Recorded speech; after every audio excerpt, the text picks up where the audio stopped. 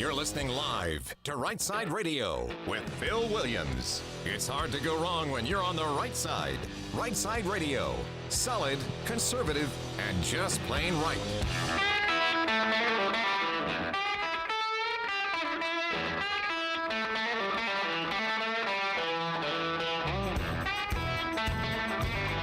Alabama's syndicated news talk leader, Rightside Radio, Phil Williams, live here in the Rightside studio, local, state, national. Man, we're covering down on all the issues, solid, conservative, and just plain right. Well, this is going to be a good day. I'm looking forward to this. Technology is going to work, Boomer. It's all going to work, man. I feel certain. All of it. All of it. All of it. Every bit of it. And so, listen, folks, we got a full show for you. Pretty excited about some of the content we've got today. I mean, like more so than usual. Get that triple dipper sound effect there ready, bud. But in the meantime, let me just tell you this. Yesterday, we promoted it. We talked about it. Today, we're going to play it. So yesterday, before the show, we got a chance to do an exclusive interview with none other than the Motor City Madman, Ted Nugent. So at 2:30, we're going to air our interview with Ted Nugent. You're going to want to. That man is a force of nature. I mean, Boomer, am I right? He's a true force of nature. Yes, he is. It was incredible. There's a couple of moments when I know I lost control of that interview. It was, but it's good, and so you're going to want to hear that at 2:30. To include the part where I got to tell him how I got his autograph in Baghdad in 2004. That was cool. But anyway, we've also got at 3:30, one of my favorite times every single week, my brethren Jeff Poore and Dale Jackson come on the air with me, and we do a thing called the Grand Council where we ping each other with questions. We see what kind of conservative viewpoints we get. Sometimes we even disagree, but we love each other nonetheless when it's over. So the Grand Council at 3:30. All of that. Ted Nugent, Grand Council, and we still have a triple dipper, assuming I can get to it, so hit it, Boomer. The Triple Dipper. 3 stories you've got to know. That's right, the triple dipper. 3 stories, 3 themes, if you will, that we are going with today. Yesterday I only got through like half a dipper. It didn't get to the whole one, but nonetheless, the triple dipper for the day. Number 1, payback what? Are you tracking this story? The state of Alabama paid out unemployment compensation and now is sending people a bill claiming, oh, we overpaid you. And sometimes it's $15,000, $20,000 that people in the middle of a recession are supposed to just pay back. Really? Anyway, number 1 of the triple dipper. Payback what? That's what I'm calling it. Number 2, border. What border? Do we have a border?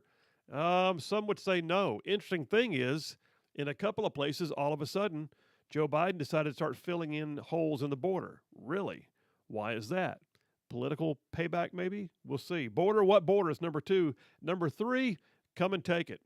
Ted Nugent had a song that we're going to have probably somewhere in the mix on the interview with him. His new single's called Come and Take It. Well, I found a series of stories. They started off this morning when I was resourcing the show, and I kept finding these places in the news where it was obvious that the government was getting way involved in taking punitive action against people's constitutional rights and seeming to sort of militarize themselves against the individuals they're supposed to serve. So number 3 on the triple dipper, come and take it is what I'm calling that one.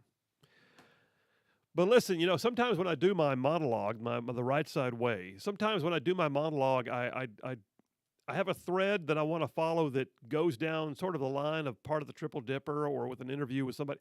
Not today. I mean, today I couldn't help but notice something, and I had to touch on it because, folks, listen, one of the things that happens in politics is that some people, they expect you to, quote, bring home the bacon. And what that basically means is they want you to be their sugar daddy, put a little something on the table. I get it, but yet I don't. It was one of my least favorite aspects of public office. Hey, Senator, how about that little bit of that discretionary money for this or that? I had one guy literally want me to give him a grant for his business, not because it was something that fit within some government grant program or qualified for underprivileged or special status. No, he just wanted some money for his business. So let me let you in on a secret, though. Y'all listening? I'm literally about to give you the ingredients to the secret sauce. And some state legislators will not like that I'm going to say this. Here's the thing. Alabama state legislators have some ability to give grants to constituents for education-based projects in their district. There's that. And in some districts, even just some counties, There's a grant board that administers local funds, and the local state legislator may have a person they've appointed to the board of that granting organization. But here's the secret.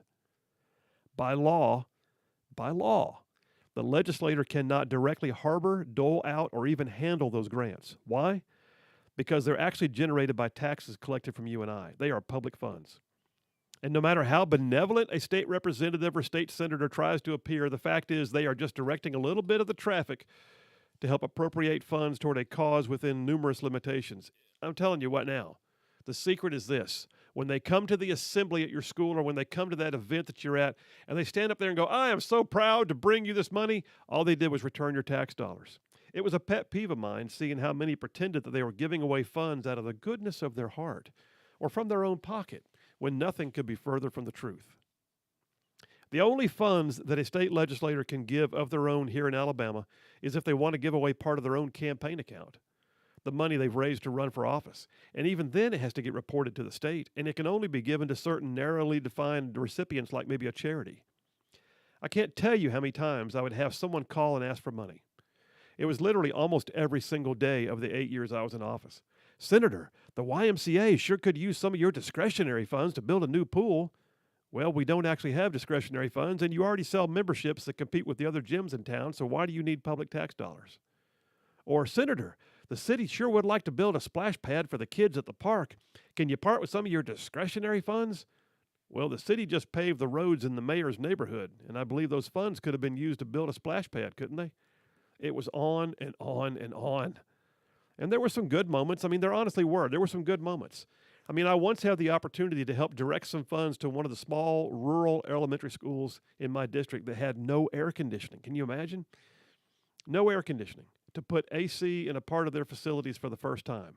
That was a cool moment. But too often, though, it was just people with their hand out who had grown expectant or even conditioned to the idea that legislators can give away money on a whim. Okay, I don't fault them for wanting something, but why was that attitude there? Why was it such a thing? Well, aside from the fact that folks always want more stuff, which I get, by the way, it was also a direct result of many years of legislators portraying themselves as the great benefactors wielding the ability to allocate funds to whomever and wherever they pleased. There was one particular guy in my delegation who was the absolute worst. I'm not going to name his name. He used to show up at events with a fake giant check that had his name on it in big letters. From the account of State Representative blah blah, and he would use a dry erase marker to fill in the amount and pose for pictures.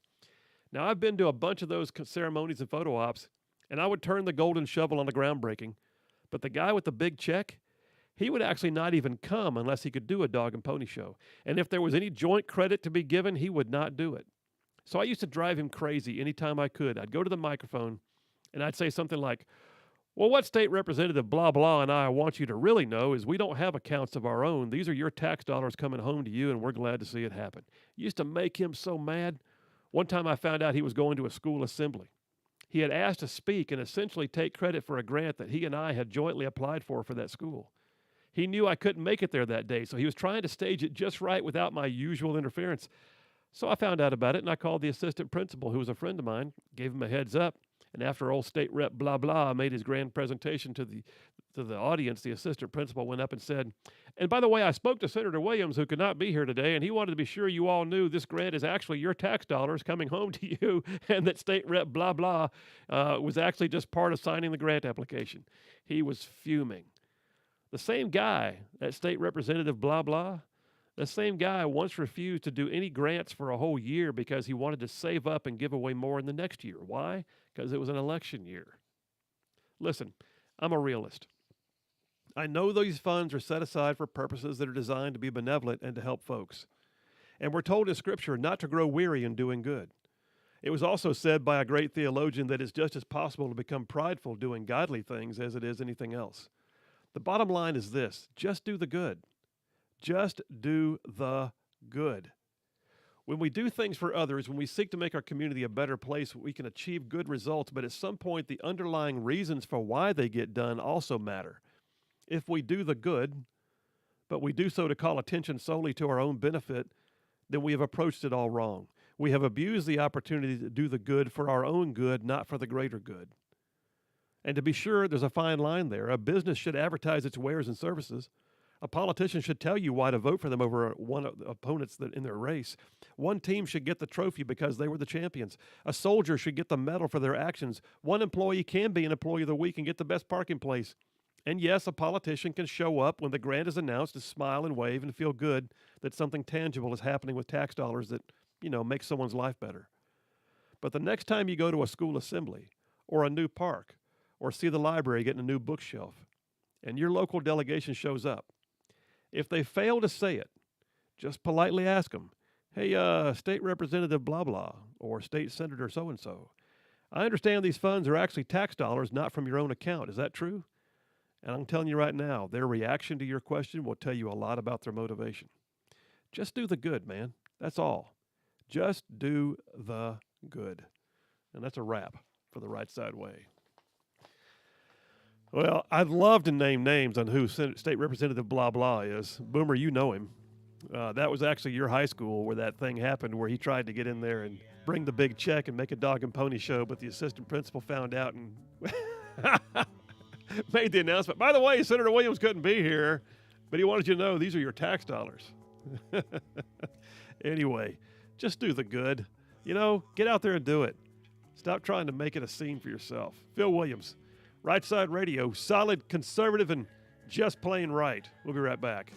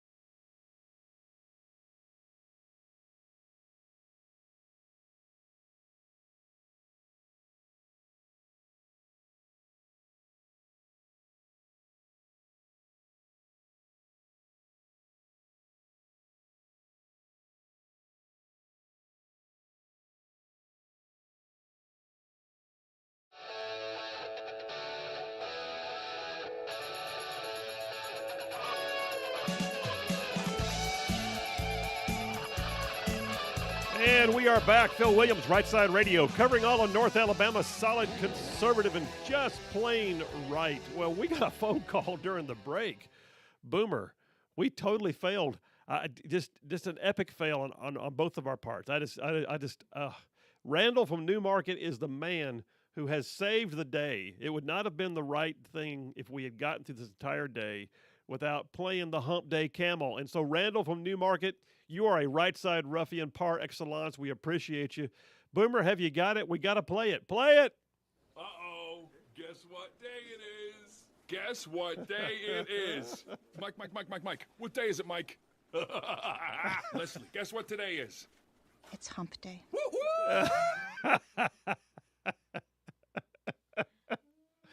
Oh, God. It gets me every time. All right, yeah, thank you, Randall. Appreciate that very much. He called in to remind us just simply that we had forgotten to play the camel, so that was good doings.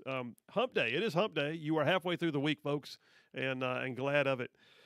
Listen, we got a full show laid on for you. Lots of good stuff, but I'm pretty excited about what we're about to do here after the next break. So yesterday, we had the opportunity, thanks so much to Mike from Owens Crossroads, who happens to be a mutual friend, not only to the show, but to none other than Ted Nugent. Nugent was playing a concert last night in Huntsville at Mars Music Hall, and had been making the rounds because he's on the Detroit Muscle Tour. I mean, the guy's been playing for over 50 years, and he is still, by the way, making new albums and putting out new content, and still, by the way, not afraid to share his opinions. They're not always the kind of thing that we can share on the air. In fact, we'll talk about it more later just for fun, but some of the most amazing moments in that interview are the ones that we can't share with you because the FCC would take issue. But we had a great time, and he's definitely a lover of liberty, and he's definitely someone who is not afraid to say whatever he wants to say and could care less who takes offense. He's definitely not in the wallflower crowd. That's for sure. And I think one of the funniest moments was when he got on to Boomer during one of the breaks because we played an outro and it was Aerosmith. It was a bump by Aerosmith, and he goes, "What are you doing playing Aerosmith when you got Ted Nugent on here?" Anyway, we had a lot of fun. But we're going to air that interview here in about 10 minutes, so stay tuned. It was fun. It was good. It was also interesting to hear him talk about the fact that, yes, there are other people in the music industry who are conservative but who don't want to speak out, and that's interesting, too, when you get down to it. You can tune in live to that on the live stream. So if you go to our website, rightsideradio.org, rightsideradio.org is our website that has all our stuff on it. So, yes, we are broadcasting live on the radio. We're covering half the state. I mean, seriously, we're on 92.5 FM and 770 AM with Cumulus Broadcasting's WVNN out of Huntsville. That covers a bunch of ground as it is. But then we've also syndicated, and we're on WXJC 101.1 FM, WYDE 850 AM, Crawford Media out of Birmingham, who has they have two towers. Because of the combined something like 225,000 watts of broadcast power boosting this show now, we're able to basically say that we're covering from about Clanton to the Tennessee line, from Tuscaloosa over to Gadsden, and literally lapping over into the neighboring states. So that's just cool. But the video stream, it's going to be a lot of fun to watch. So on the website, rightsideradio.org, there's a place on there where it says live video and podcast. On that, like right now, the show is on. You can see inside the Right Side studio, Boomer and I sitting at our respective stations doing the thing, hitting the buttons, talking in the mics. But we video recorded as well as audio recorded the interview with Ted Nugent. So that'll be up. You can watch it live if you want to. And I'm just telling you right now, there were a couple of moments when I know I lost control of that that interview in a good way. But it's anyway, that's coming up soon. Other things happening in that website, rightsideradio.org. All our podcasts are on there. We are right at about 66,500-ish downloads on the podcast, and that's way cool. Am I right, Boomer, saying that? What we got? 66,600 to be exact. Sweet. We picked up like 300 more since yesterday. So yeah, that's a way that a lot of folks follow our show. If you miss a part, if you want to grab a part and hear it again, if you want to send a clip of it to a friend, like what happens a lot of times is people will say, "Hey, how do I find that interview you did with the AG or with Ted Nugent or whatever?" Man, I'll just send them the link. Anyway, that's a possibility. All on the website. Plus, there's other things on there. One thing I haven't talked about in a long time, you can actually go to the Rightside store. Yeah, so the Rightside store is on the website. Click on it, go to it. You want a Rightside coffee mug, which is I'm sitting here right now drinking from a Rightside coffee mug that came from the Rightside store. Got the logo on both sides. Drinks coffee quite well. But it's also got everything like stickers, T-shirts, Rightside socks. Everybody needs Rightside socks. Boomer, we gotta get you some Rightside socks, man. I'm just saying, you're not fully dressed until you're wearing the Rightside socks. But anyway, all that's on there. Coming up next, the interview with Ted Nugent will be on live.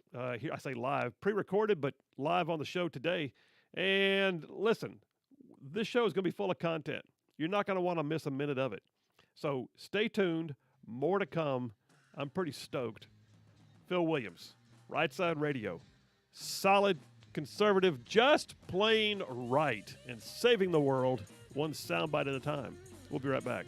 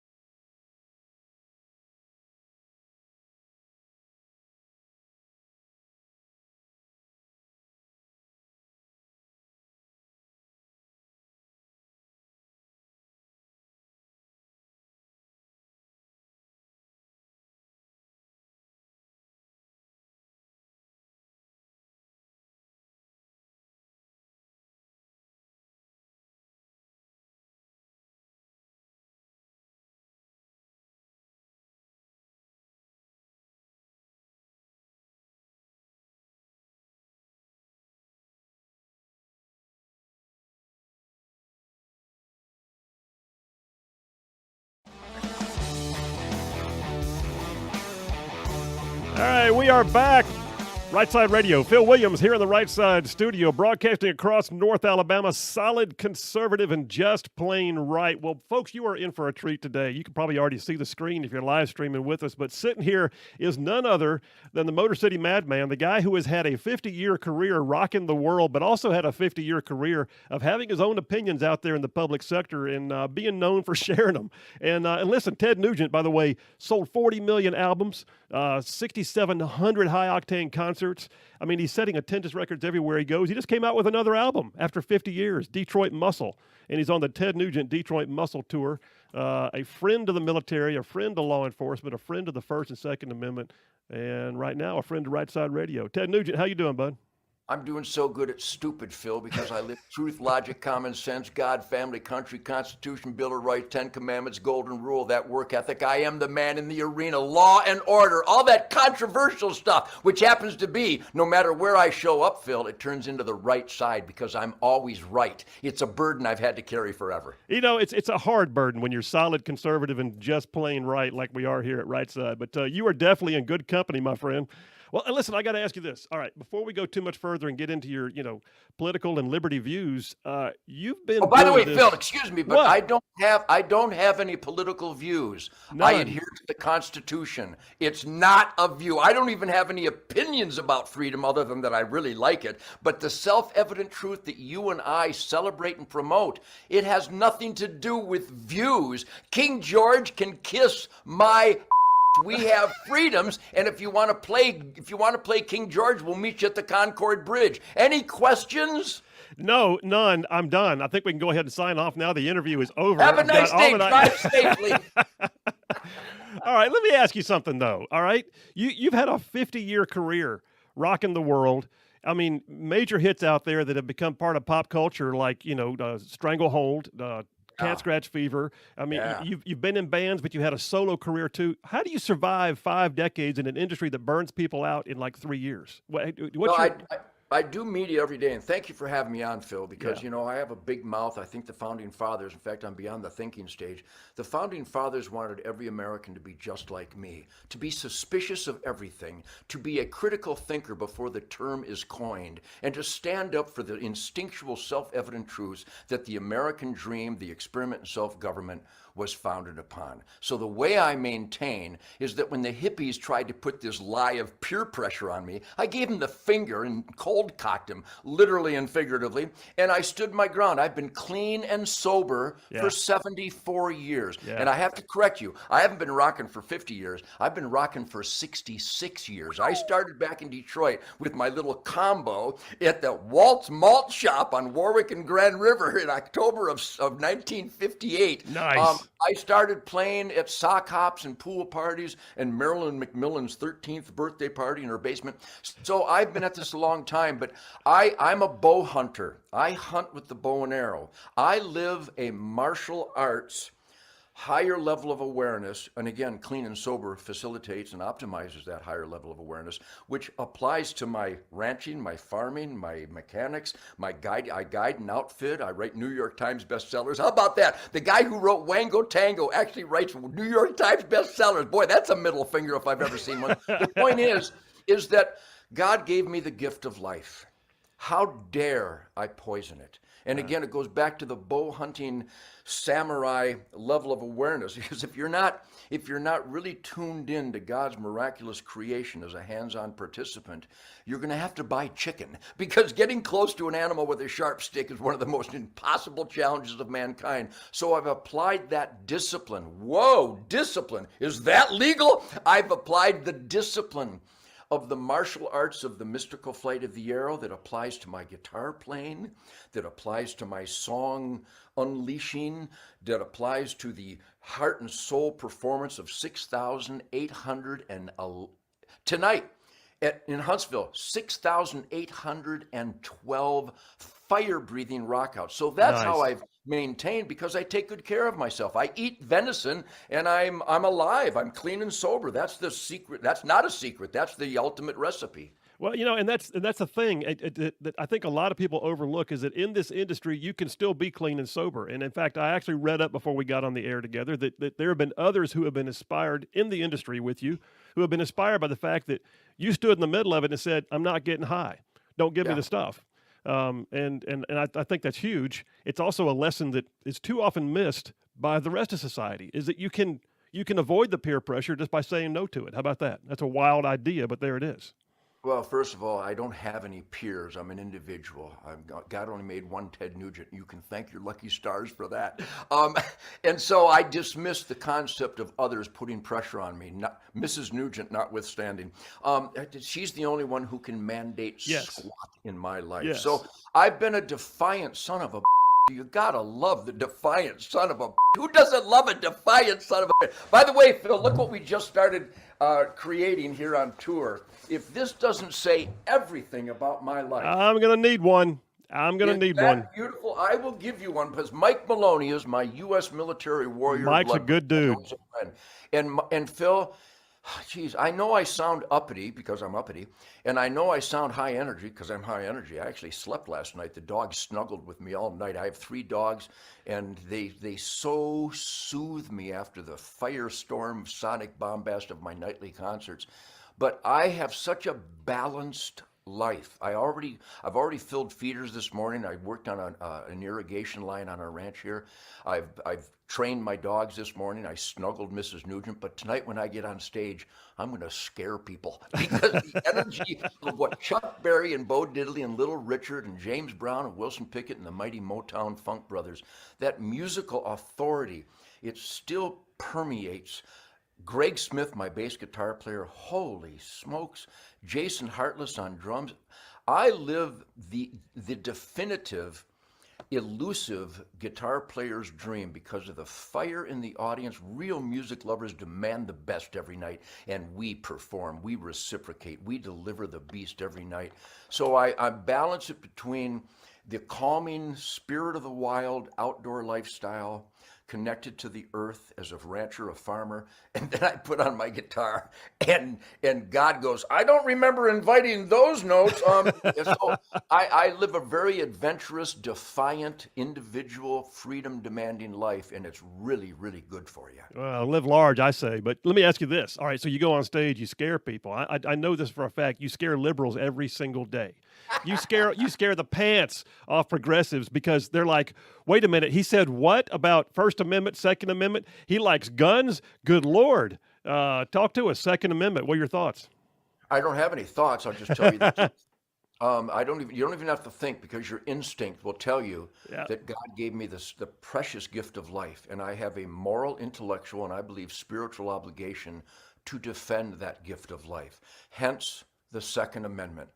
I have the right to keep and bear arms on planet Earth without any other man giving me paperwork or a license or a permit. And if anyone would like to debate me on that, I'd be more than happy to dance on your skull with truth, logic, and common sense like I did with Pierce Morgan or anybody else stupid enough to try to tell me they can tell me when, where, if, or how I can defend myself. Keep means it's mine, you can't have it. Bear means I have a couple on me right now and they're loaded. Eat me. It's so simple. Do you need a permit for your First Amendment? Let me answer that. Of course you don't. Where is your First Amendment good? On planet Earth. When I tour Europe, when I tour Britain, wherever I am, I promise you, Phil, it was not a gun-free zone. I have a clean handkerchief, I have a belt tool, I have a pocket knife, I have a chapstick, I have reading glasses, I have a lighter, I have a pocket full of guitar picks and some challenge coins, I have a wallet with ID, and I have a pistol with extra ammo wherever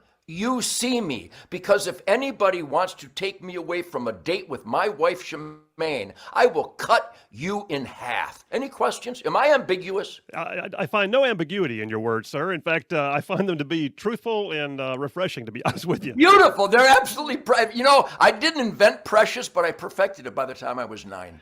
Hey, listen, Ted, we're going to take a quick break right now. All right, folks, listen, you're hearing truth spoken to you loud and clear by a man who's just like, kind of known for truth. So stay tuned. We got more with Ted Nugent here on Rightside Radio. Solid, conservative, and by God, just plain right. We'll be right back.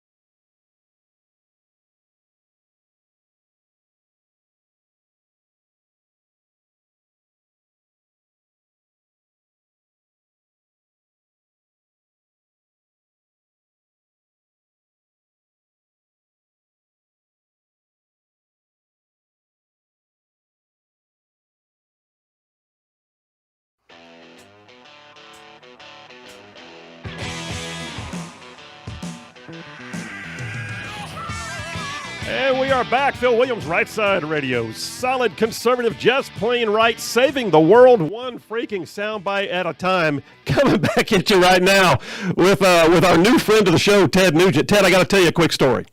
Baghdad, June 2004. I was there on my second tour. I was on a small fob out in the middle of Baghdad, but I got word from a buddy that you and Toby Keith were going to be at Camp Victory doing a concert for the troops the next day. Well, I had reason to have to go to Camp Victory at some point for some headquarters business. Until I found out it was Toby Keith Ted Nugent Day. And then, okay, so the whole security convoy, I put it together. My team was on. We didn't let the word out. We were rolling out the gate. And I'm going to tell you right now, it was some more kind of a trip. So our hour and 15-minute trip turned into like 2.5, almost 3. We got bypassed by a couple of IED strikes. We had major snarls with traffic in Baghdad. We rolled up into Victory, and I said, "Business is off the table, fellas. Let's get straight to the concert." We pull up in our up-armored Humvees, and we get to where we could see the venue and we could hear it. And we heard the last lick of one of your guitars. And all of a sudden, either you or Toby yelled, "We love you. Thanks for what you do. Good night." And we thought, my God. And so we had just driven through Baghdad and got there just to hear you say, "We're done." And so I'm standing there with my team. We're all dejected. And you and Toby come walking up. I mean, you're about 10 feet away. And you walk up and you get on an armored bus. And I looked at one of my guys, a big galoot. We all had nicknames. His nickname was Animal. I said, "Animal." He goes, "Sir." I said, "Team needs autographs." He goes, "I'm on it." He just got on your bus. And since 2004, I have had the Ted Nugent on a USO piece of Post-it paper autograph that I picked up in Baghdad. I missed the concert, but I got the autograph. So thank you for what you do for troops. Toby Keith is a great man in our entertainment industry, especially rock and roll and the country music, which I'm not a big fan of country. By the way, all you country fans, Hee Haw was not a documentary. That was supposed to be a comedy. But anyhow, my point is that Toby is a great American, and he knows that freedom is not free. And that autograph, by the way, if you ever go to Austin, Texas, keep that autograph visible because the hippies will part like the Red Sea before Moses if you have a Ted Nugent autograph. But the point is that in all sincerity, I was a graduate of the American anti-education system, so I was a mushy-brained, clueless dolt. They made sure of that. I had never heard of the Bataan Death March. I had no idea what Iwo Jima was. I didn't know what communism was. I thought it was just where, some hippies got together and got high and drooled. So I learned from the heroes of the Vietnam crime that there is a military-industrial congressional complex, and that they manipulate the heroes of the military and law enforcement in many ways, and certainly the citizens of the United States. So I have learned over the years that freedom is very costly. So guys like Toby Keith and I, and again, Sammy Hagar, Steven Tyler, everybody I know, we know that the warriors make the ultimate sacrifice so we can have an American dream. And every night, Phil, I got Army Rangers, Navy SEALs, Green Berets. I got military heroes from every branch, from the Coast Guard to you name it. And I'm moved. My concerts are fire-breathing celebrations of defiance, individualism, Constitution, Bill of Rights, 10 Commandments, Golden Rules, the Great White Buffalo, finding the battered herd and defying the abuse in our government, especially now worse than ever. And I'm surrounded by heroes of the military. So when I get on stage, my feet don't touch the ground, and I convey that uppityness and that freedom demand, not just freedom celebration, but now in the horrors of this punk in the White House who thinks he's the commander-in-chief, who I wouldn't let shovel my dog kennels because I love my dogs. These are tragic times, and I would like to officially, on behalf of good families, and I know the good families. I guide an outfit hunting families from all around America every year. Campfires for the last almost 40 years. Thousands of families. And we have a fun time, and it's uppity, and it's irreverent, and it's a lot of humor.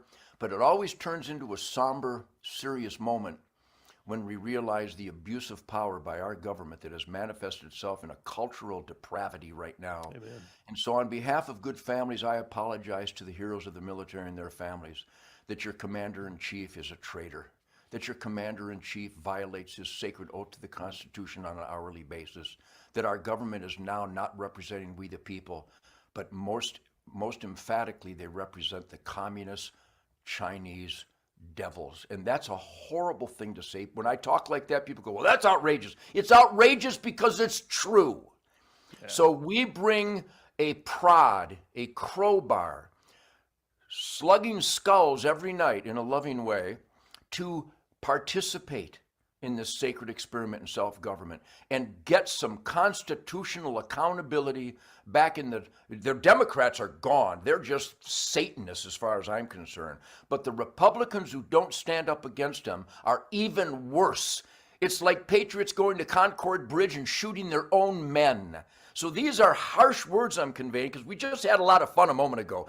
I'm a funny guy and I'm an upbeat, positive guy, but you can't have positive at its best unless you fight the ugly and the bad. So that's what I do on a daily basis, and I appreciate you doing that because Mike Maloney said that's what you do. And as an Army Ranger, even if you were just a hardware store operator, which might be even just as important as an Army Ranger, and my dogs are responding now. Your dogs like Rangers, I can tell. We thank you and we thank the patriots who are now engaging. And I hope everybody joining us right now, Phil, joins the Nugent family and millions of American families at hunternation.org. It sounds too simple to be true. Hunternation.org made a difference in Virginia. We made a difference in certainly the 2016 election in Michigan, Wisconsin, Pennsylvania, because we got the ultimate conservatives, which will have a hunting license in their pocket, to finally get their head out of their ass and vote their core values, God, family, country, law, and order. And we're making a difference. HunterNation.org. I'm telling you, it's that simple. If the licensed hunters of America voted their conscience, we would get rid of these horrible oath-violating monsters that infest our government right now. Well, and that's the thing. If conservatives, if freedom-loving people will band together, it's amazing what can actually happen. And so it'll guide America back to that shining city in the hill. These sound like rhetoric, but the evidence is irrefutable. Look what we did in Texas. A bunch of sleepy goofballs in Texas let their school boards bring in drag queens to teach pornography to our children. And then they finally woke up and went, you're doing what? And so we completely swept the school boards here in Texas because parents finally acted like parents and we the people. We've got to be more involved. There's not a mayor, a congressman, a senator, or a governor, or anybody in the government that doesn't know what Ted Nugent stands for because I harass them because they work for me. What a concept. Boy, he's radical. You're damn right I'm radical. This is awesome. All right, I want to quit my job and go on tour with Ted. That's Boomer. That's what I'm doing. Much fun. I'm out of here. I'm going on the Detroit Muscle Tour. I am on it. Ted, we're about to take a break right now. We're going to come back to this break and wrap this up. You are an amazing individual. Thank you for being an American. All right, listen, folks, we got plenty more. This show is like packed full. And if you thought this was the end of it, stand by. I'm sure there's more. In fact, I'm going to want to find out, just for grins, what he thinks about cancel culture. I can only imagine. Phil Williams, Rightside Radio. Solid conservative, just plain freaking right. We'll be right back.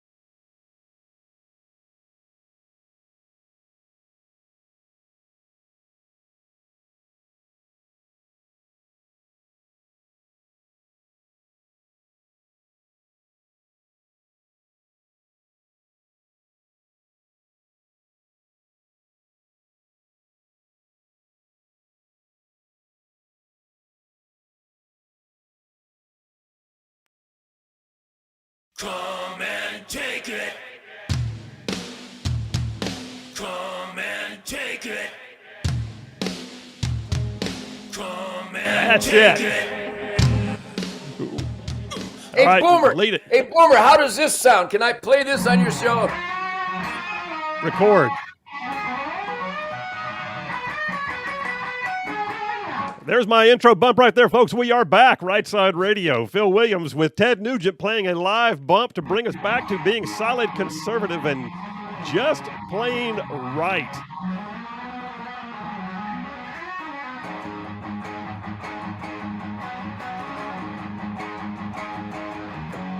All right, let the animals breed. Bring the stranglehold to life. All right, so Ted Nugent, we're back, and appreciate your time today. Listen, you made some great statements a moment ago. I want to thank you. By the way, I didn't get a chance to say it this way a minute ago, but I'm going to do it before we get off the air. Thank you for being in Baghdad in 2004. Thank you for your care and concern for the troops. As someone who has been downrange and seen how few people came to see us, the fact that you and Toby were there meant the world. And so on behalf of my team, I appreciate you, and thank you for that. You've also... When Toby Keith and I show our appreciation and attempt to pay back for the freedom that you warriors provide, it represents the majority of American families, because I hang with the great families of America every day backstage. In fact, Phil, tonight, I guarantee you this, we will have military and law enforcement heroes and just working hard, playing hard Americans. And on behalf of my band, Greg Smith and Jason Hartless, and my incredible hardworking crew, I mean, if the U.S. military operated like my crew, we would have won Vietnam in about an hour and a half. They are just the hardest working commandos of the logistics and work ethic. So on behalf of my entire musical force, thank you, America, for supporting this big, greasy Motown, fire-breathing rhythm and blues rock and roll career. We love you, music lovers, madly. Thank you. Well, listen, Ted, as we wrap this thing up, let me ask you this. Cancel culture. You know, the latest thing we're seeing out there right now from the liberals, doxing people, coming after them. How dare you think differently than me? And I know you see it in your industry. I know you don't respond to it, but so much of your industry does. They cave. I guess they're afraid they're not going to sell the next album or something, maybe miss a royalty or three. But the reality is this. Cancel culture is out there. It's the latest tactic. It's the suppression piece. It's the psyops on the world that we're seeing, especially from the liberal side. Your thoughts on others needing to stand up? We know where you stand. Well, and the real tragedy, the heartbreaking, is that we became an experiment in self-government because we knew that kings and tyrants and emperors were punks, that they were slave drivers, that they were power-abusing evil people controlling us. And so we met him at Concord Bridge and we shot him in the face. That's my battle cry every day. You tell me to do something stupid that I don't believe in, that's immoral, and that violates my... I'm a sheriff deputy for the last 39 years. I take that secret oath. I've conducted federal raids with some good federal agents. I think there's 9 of them.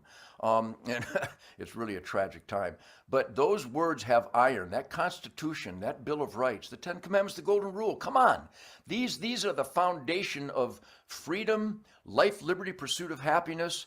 And you would just cry tears of blood if you saw the weak, soulless, spinelessness in my musical industry, where these great A-list artists, and I'm not going to name them, because if they want to keep it hidden, I'll respect that, though I don't respect that.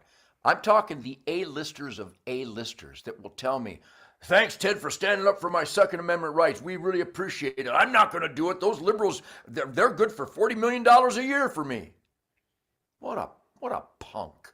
What a spineless little fleeb. If our founding fathers would have thought that, we'd still be having jackbooted English punks coming into our neighborhood and taking our women and our productivity. I mean, every school in America should show Old Yeller, so kids are prepared for an emotional roller coaster. Nice. I'm not kidding. No, I get it. The teachers union defy me because they stand for communism, I stand for freedom. Every school should have an Old Yeller curriculum, a Patriot movie curriculum, a Braveheart movie curriculum, and a Gladiator movie curriculum, because that's where we came from, where men owned men. No man can own me. If you try to own me, I will take you out. And I learned this because I train with the SEALs and the Rangers. I train with these heroes, the Green Berets. My wife Shemaine and I are honored beyond words. And you can see I'm not ever looking for words. We are invited into Delta Force each year. Every night I have Delta Force, Special Forces. I have the warriors that put their lives on the line and drag their buddies out in body bags and body parts so that I can have the freedom to move across state lines and around this country and speak my mind and keep and bear arms. So I take this stuff serious. And you can tell I'm a funny guy. If you're not having fun with me, you're just weird. But I compartmentalize. I make sure I optimize the good while during the day I fight the bad and the ugly. So the liberals are scared to death of me. They can't debate me, so they lie and they hate and they just, you know, when Nancy Pelosi's eyebrows migrate to the back of her skull, that's me. You know how she looks like she's in an F-22 taking G-forces that would kill a moral human being? That's me causing much grief and pain and consternation in the liberal Marxist communist Joe Biden gangster family world. That's me. I drive them crazy and I couldn't be more proud. Well, I tell you what, I'm proud. My spine is straighter. If my spine could have been straighter, it is straighter for having spent time with you. Hey, let me ask you this. Just kind of, you hit a mark that I wanted to ask you about, and you did touch on it. There are folks that won't speak up in your industry. A shame. And it is a shame, but there's folks like you, there's folks like Toby Keith, there's folks like Kid Rock, there's a few others that are willing to say, we don't care what you say. We love America. We love who we are. We love liberty. Who else can you think of out there right now in your industry that is saying, I'm an American, proud of it. You can just go ahead and just pound sand. Ricky Medlock of Leonard Skinner, he's not afraid to speak up. He doesn't do a lot of media, but when he does, he's never hesitant to stand up for God, family, country, law, and order, which is the controversial elements of the left. Go figure. It's just unbelievable. But I think you're right. Kid Rock has a good guide and outfitter. I mean, he's from Detroit, and Detroit has a great energy and a great attitude. And Toby's unafraid. But boy, I'm not gonna name some names that you would just be shocked that they tell me. I'm not saying anything. Those liberals pay my way. Yeah. And it's just a heartbreaker because this is a culture war that has turned into a spiritual war. And everything that Uncle Sam is doing, think of the heartbreak, Phil. Everything Uncle Sam is doing is what a communist invader would do. No borders, the importation of fentanyl killing Americans, the child sex trafficking across a non-existent border, leaving $100 billion worth of our tax-paid state-of-the-art military weaponry in the hands of the Taliban? Who would do that but a Satan-driven traitor, Joe Biden? I mean, it's just tragic. Donald Trump, if you hate Donald Trump, you hate America because everything he did made America stronger, made it more prosperous, made it more secure. If you hate Donald Trump, you have for brains. You can edit that as you see fit. Hey, well, you know what? I don't disagree with the thing you just said. And the reality is this. We have got to stand up. We have got to have people that are willing to put their names on the line. We've got to be willing to actually band together to make sure that we have got someone to our left and right in the foxhole with us. And if we move forward in that regard, there's not much they can do. It's when we find ourselves standing out there on an island because nobody else will speak up with us that we're more vulnerable. And I think this is Phil. I think this hat. A buddy of mine had me sign one. 50,000 hats later, I autograph every I will not comply hat. My right hand, I mean, it could fuel the world. I sign these every day, and people are buying them because this spirit, this battle cry, I will not comply. If you try to shut down my mom and pop business, I will not comply. If you send an ATF agent to my porch to check on my gun inventory, I will not comply. If you want these hats personally autographed, you can go to tednugent.com. And as you and I shared a moment ago, we also have found a great demand for the Ted Nugent Spirit coin, much mojo. You can get this stuff at tednugent.com. And we're finding that people are really, really waking up because the treachery perpetrated by this Joe Biden criminal gangster family regime is so toxic. It's so evil. Everything they stand for is pure rot. And I would love to respect the office of the president, but they have to earn it. And they have trampled us underfoot. So We should have a good time. And tonight in the concert, it's going to be such a sanctuary of positive energy and attitude. But during the day, we have to put pressure on our elected employees. And constitutional accountability is the pivot point for the American dream. So everybody get going. HunterNation.org. HunterNation.org. We're getting people to make a pledge to show up and vote our core values. We can do this. Last question. Just to know, because inquiring minds need to know. In your off time, when you're chilling, just you and the dogs hanging out, Miss Charmaine, are you listening to the Bee Gees or ABBA or something like that? Or are you still rocking all the time? I play my guitar and God shows me new notes and new grooves. I'm like James Brown and Little Richard on venison backstraps. No, again, improvise, adapt, and overcome. Dirty Harry, greatest philosopher ever. A good man knows his limitations. I am the master at flatlining with my dogs and Shemaine.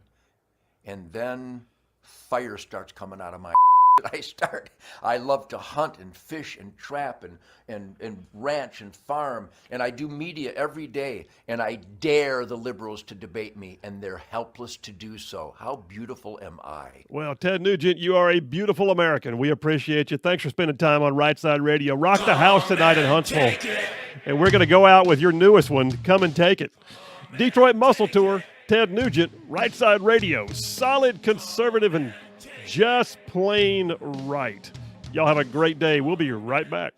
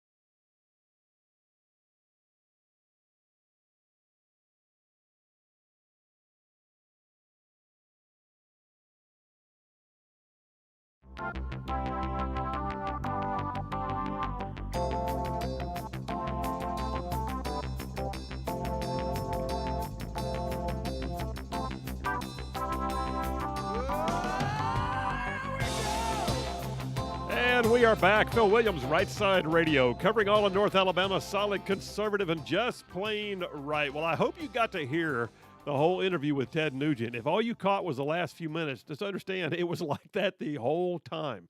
And I thought it was on, I guess it was during a break. Boomer, there was some point when I looked over at you and I said, Boomer, I have lost all control in this interview. Yes, but it was great. It was good. I mean, it was, and by the way, it was also refreshing because, I mean, he enjoys what he's doing and he enjoyed being with us. It wasn't like he was sitting there, all right, let's get this over with. What do you got? You know, ask me a question. Twiddling his thumbs like some people do. Yes. Looking at his watch. There was none of that. No. And so I can't tell you how much I appreciate the fact that there are people out there who have earned a name that gives them some notoriety, and yet they'll still stop what they're doing and spend some time. So yeah, that was cool. There was a lot of stuff that happened during the breaks. There was a lot. Like, so we didn't edit that show, by the way.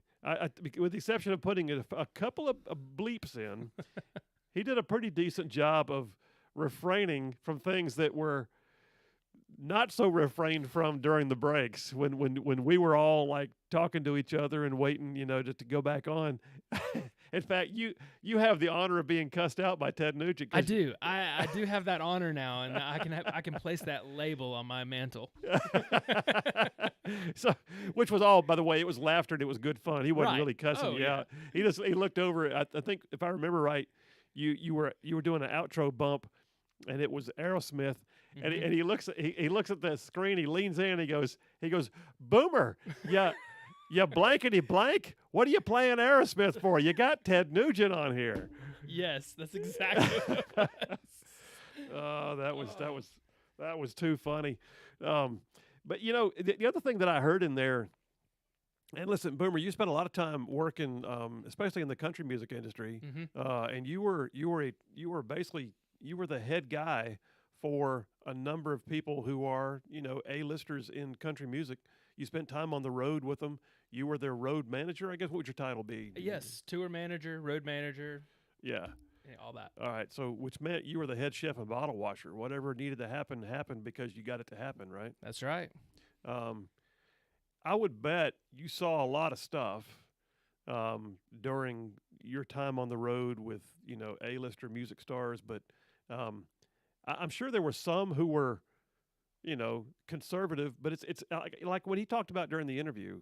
There's a bunch of folks, and he called them the A-listers of A-listers in rock music, who will look at him and say, Ted, man, thanks for standing up for my constitutional rights, but they don't want to say it themselves. Right. What's your experience been? Well, honestly, I've seen that. I've seen that a lot. I mean, but there's a lot of them out there because I was primarily in the country music industry. Right. But there's a lot out there that are going to stand up for what they believe in, but if they're not asked, they're not going to say anything, if that makes sense. Yeah. They're going to be I'll stand up for it, but I'm not going to bring attention to myself. Yeah. But then there's a couple that are. I mean, there's a few that I know that have a very strong stand what they believe and like are very publicly on social media. They stand for you know, the conservatives, the Second Amendment, and honestly, I'm very happy to see that in that industry because it doesn't always happen. No, it doesn't always happen. And I mean, I can think of a few, like John Rich has really stepped out there a lot. I know, of course, I mentioned Toby Keith during the interview. He came to Baghdad with Ted Nugent, which I thought was amazing. Jason Aldean and his wife. Oh yeah, no kidding. Huge. Yeah. Well, it's, you know, that's the thing is if you are a conservative but you say nothing about it, then I guess are you? Right. You know, because if it's like saying if you are a Christian but you're not willing to let your light be known, are you really? I mean, I'm not saying that I'm denying someone's faith because they didn't choose to go stand on the street corner and, you know, and proclaim the gospel to the crowds passing by. But what I am saying is there's a time and a place to make sure that people know where you stand. Well, absolutely. I mean, just in faith, God calls us to shine His light to Yeah. others. Yeah, and you can transfer that same. I mean, like for instance, I think is it. I'm going from memory. 1 Peter 3:15. We should be ready at all times to give an accounting for the things that we believe, and do so with gentleness and respect. Meaning you don't have to offend everybody, but if it causes offense, it may be on them and not on you. But the reality is, you should be ready at all times to give an accounting for the things that you believe. In other words, Yes. not just what you believe, but why you believe it. Absolutely. And I think you can transfer that to other things in life, even if you're a secularist, even if you're sort of agnostic in the idea of faith, doesn't mean that other principles like that don't apply in life. And so conservatives, if we don't speak up, then what are we accomplishing? Right. I mean, you also say, I know you've said this on the show, there's more of us than there are of them. Oh, But yeah. if we don't speak up, come on, guys. Yeah, we can outnumber the enemy, but if the enemy's the only one willing to take the stand, then what have we done? Exactly. I mean, if you can't even speak up, how are you going to stand up? What did Ted Nugent say? If the founding fathers had that attitude, we would not have done anything at Concord Bridge. We would have still had jackbooted thugs stealing our wives and productivity. I think is what he said. Well, listen, we're about to head to a break, folks. Coming up next, though, we've got one of my favorite segments of every single week. We call it the Grand Council, with my brethren Dale Jackson from WVNN in Huntsville and FM Talk 106.5 on the coasts. Jeff Poor is going to be with us. The Grand Council coming up next. Rightside Radio. Solid, conservative, and just plain right. Y'all stay tuned. We'll be right back.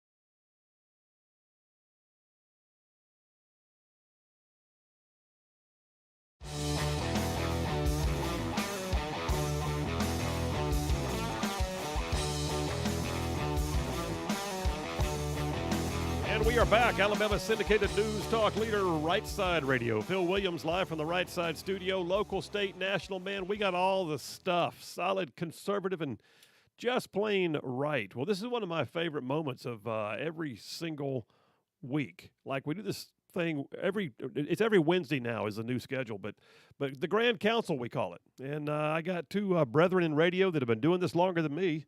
And they come on with me. We spend some time sort of opining and pinging each other with questions, see how we do. And so I'm going to call the roll right now. Do I have from WVNN, that's 92.5 FM, 770 AM up in Huntsville, Dale Jackson, are you with us? I am here and I'm off mute. And Whoa!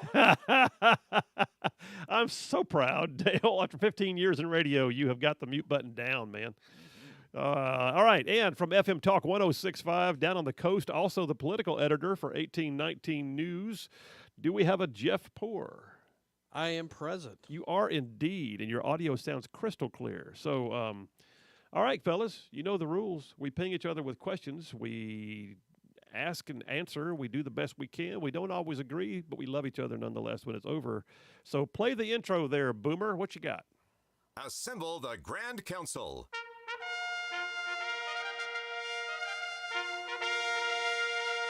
We got the Longhorns back. All right, so we got all the horns now. All right, round one. Dale Jackson, you first. I'm going to start with the Kansas situation. Kansas. Looking at it, what is wrong with Kansas? Looking at what's going on there, you see big Republican turnout, but still abortion remains in the Constitution. They weren't able to remove it. What is the message that we should take from this? The media message is, of course, oh my God, Republicans are so screwed. Forget about the economy. Abortion is the only issue, and Democrats are now going to be, in power forever. What's the actual story here? Jeff, you first, bud. The Democrats need something to hang their hat on. This is it. I mean, this is as simple as that. It's a moral victory for them. I mean, it's no small feat.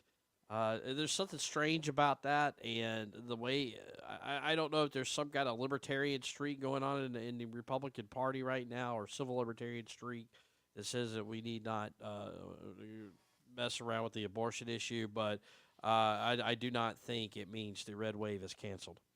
No, the red wave's not canceled at all, but I'm calling election integrity fraud. There was some kind of scam going on is what I'm saying. No, but anyway, I look at this too, and I'm thinking, first of all, Democrats are overplaying the abortion thing. I mean, I don't even know all the details yet, but while I was on air just maybe 30 minutes ago, President Biden signed some kind of executive order on abortion rights. I guess he doesn't get the idea that it was devolved to the states by the Supreme Court's recent ruling in Dobbs. But it is not everything that the liberals want it to be. In fact, last I checked, it's only something like 3% of Americans see that as being one of the top issues, and it's way being overplayed. Dale, your own question, your thoughts?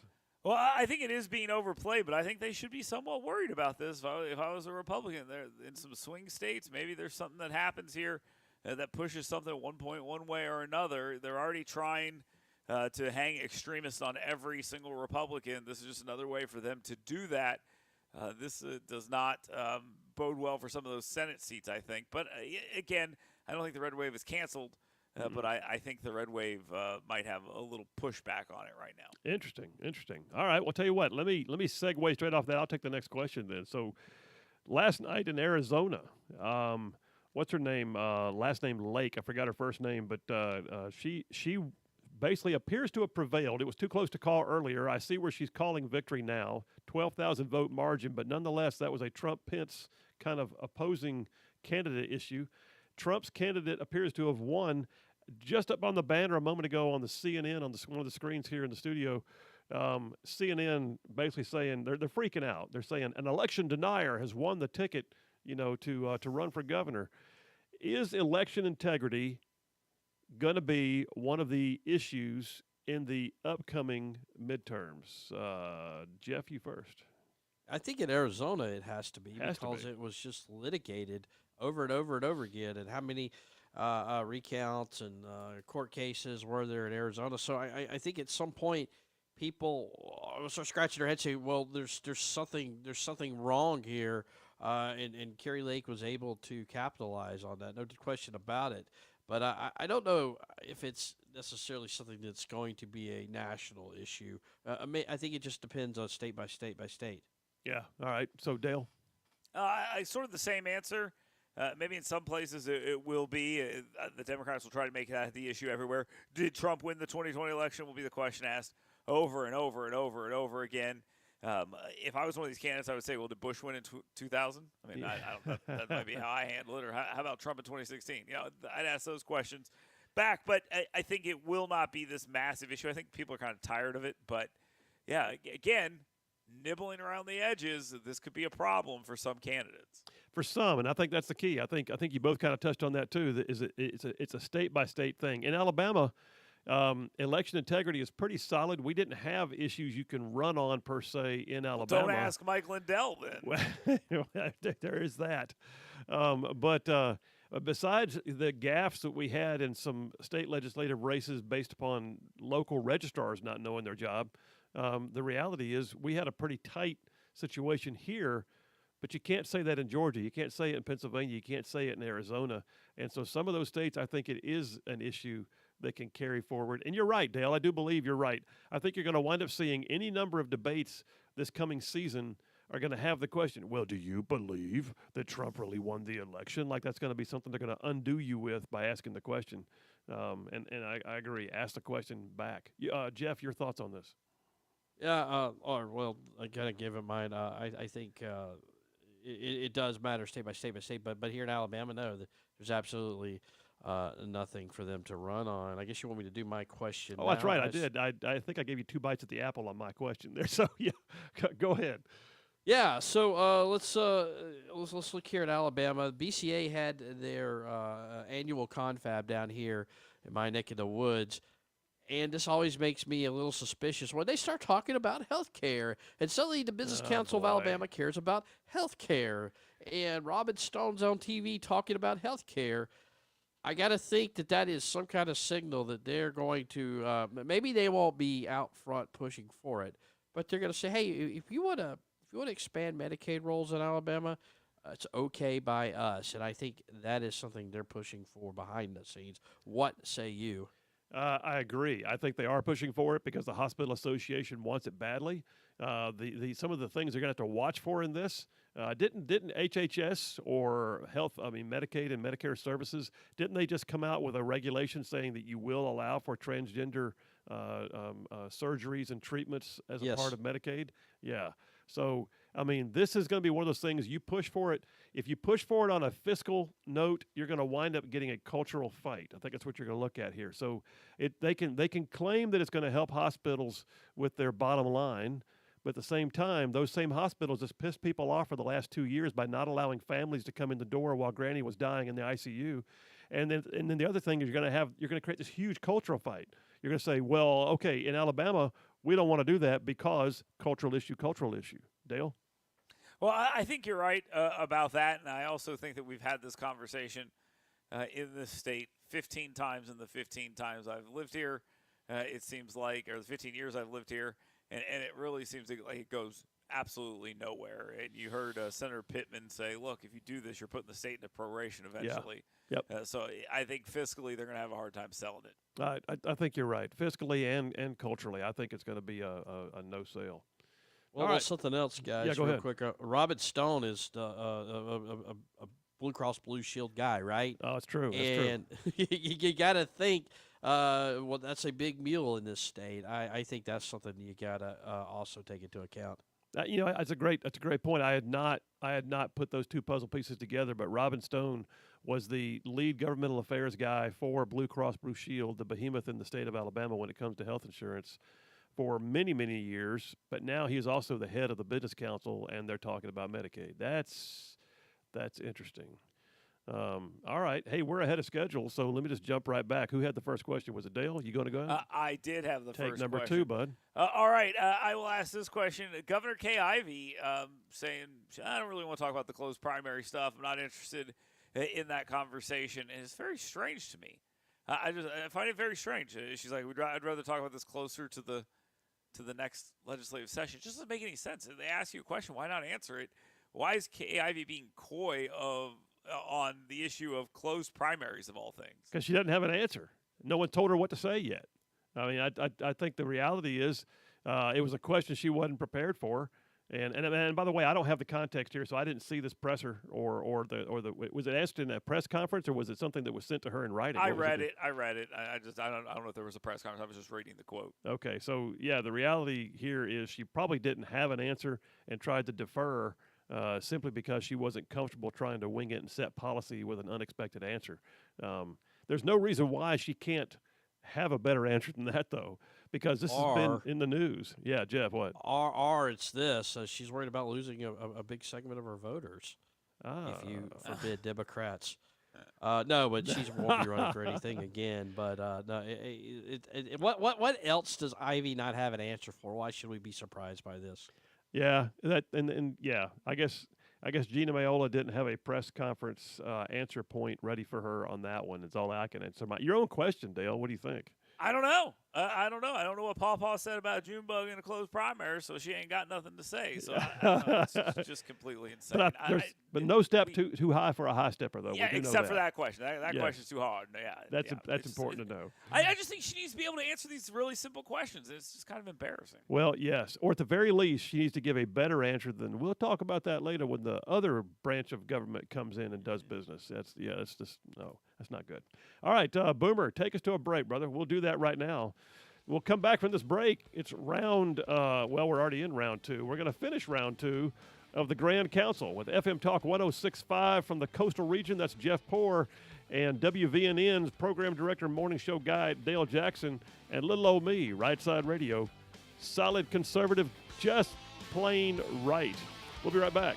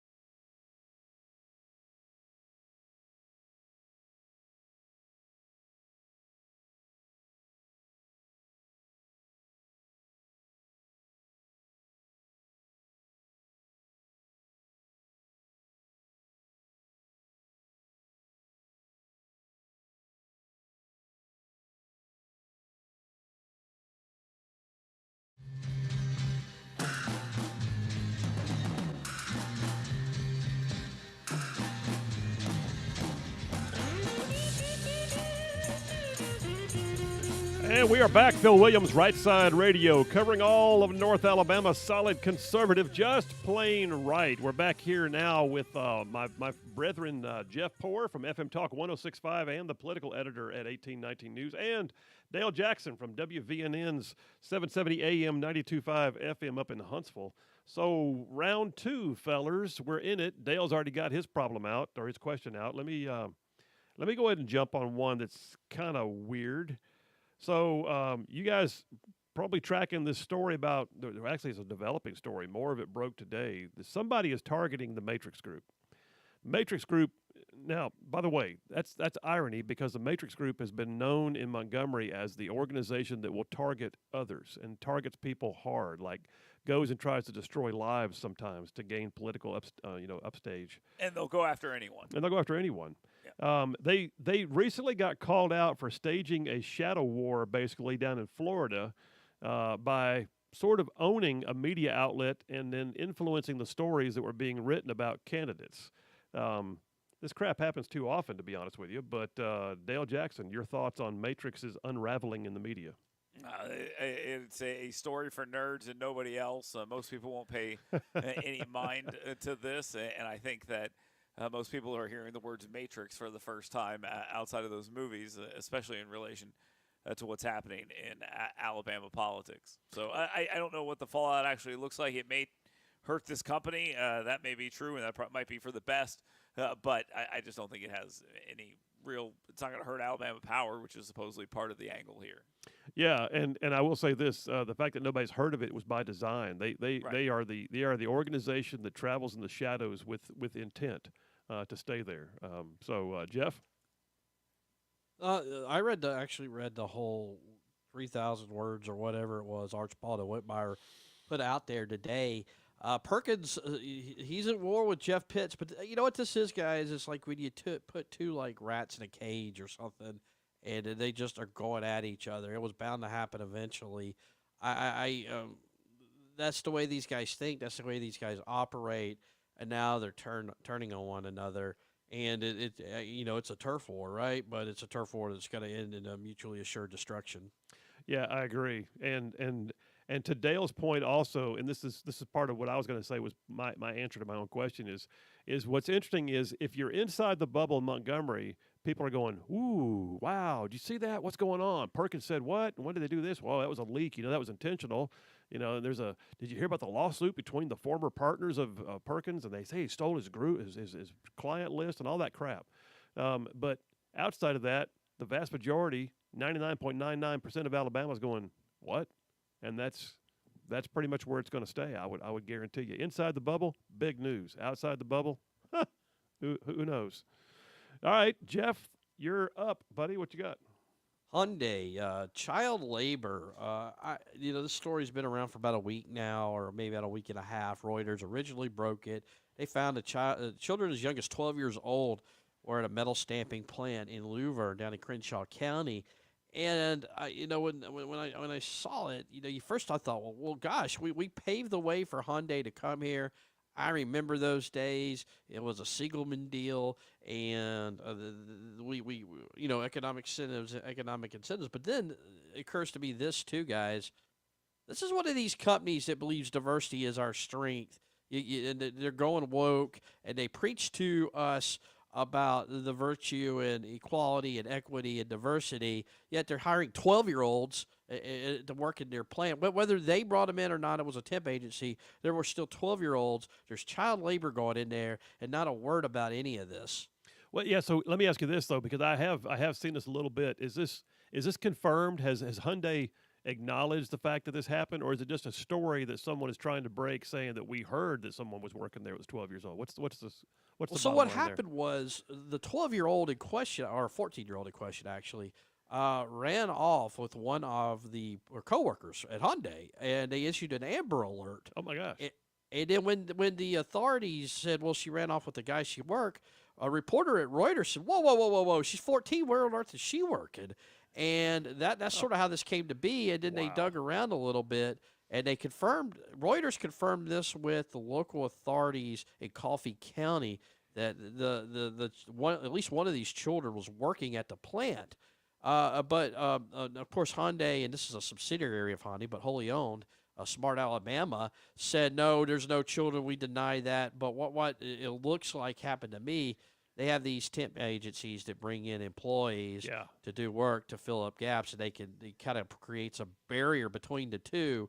But whether or not they knew about it or not, they're still working in their plant and they're still culpable. Wow. Okay. So that's a heck of a thing. I didn't realize the ran off with a coworker kind of thing, but Amber Alert and all that. But so I mean, I'll be honest with you. I look at it. You know, to your point a minute ago about giving incentives to a company that comes in. I can't say that the state is somehow complicit in bringing someone in, but I do agree that when we have these companies that come in and then they go woke, like for instance, we got big incentives for Google to have its thing up in Northeast Alabama. Amazon is in Bessemer, and they are preaching to Apple. Apple used to send its lobbyists to meet with me, wanting me to pass gay rights legislation, and I just I look at it and go, do you realize where you are? You asked the state for incentives to come here. How about you remember where you came to? Dale, your thoughts? Well, I think you're right about that. It was my understanding that the young lady who ran off was working in this plant with her father, which just What? from that's what I'd heard. Well, And- no, and that- her father was working for some kind of, it was agriculture or something. He sent his children off to go work here, No, yeah, is yeah, what the well, Reuters source said. Okay, so then either way, we're talking about illegal aliens coming in here with probably false identification, and I think we all know this. And Phil, you'll probably back this up. We all know at these plants and things like this, they come in and say, show me your social security card," Yeah. and they cross the I's and they dot the T's and they don't give a damn, and it's happening everywhere. And then this is how Well, this all went down with fellers- fake documentation, as opposed to going and seeking out 12-year-olds to employ. Fellows, my outro music is playing. I appreciate it. That was a fast segment. Listen, we'll be back again next week. The Grand Council with Jeff Poor from FM Talk 106.5, Dale Jackson, and me, Rightside Radio. Solid, conservative, and just plain right. Have a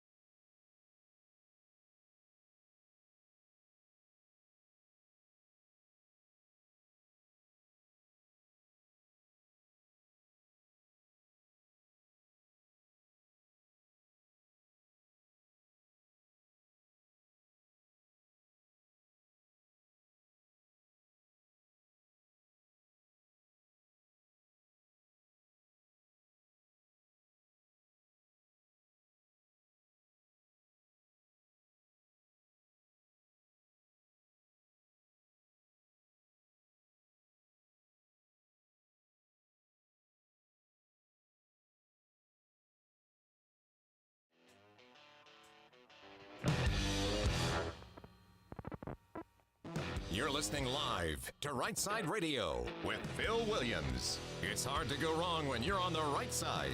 Rightside Radio. Solid, conservative, and just plain right.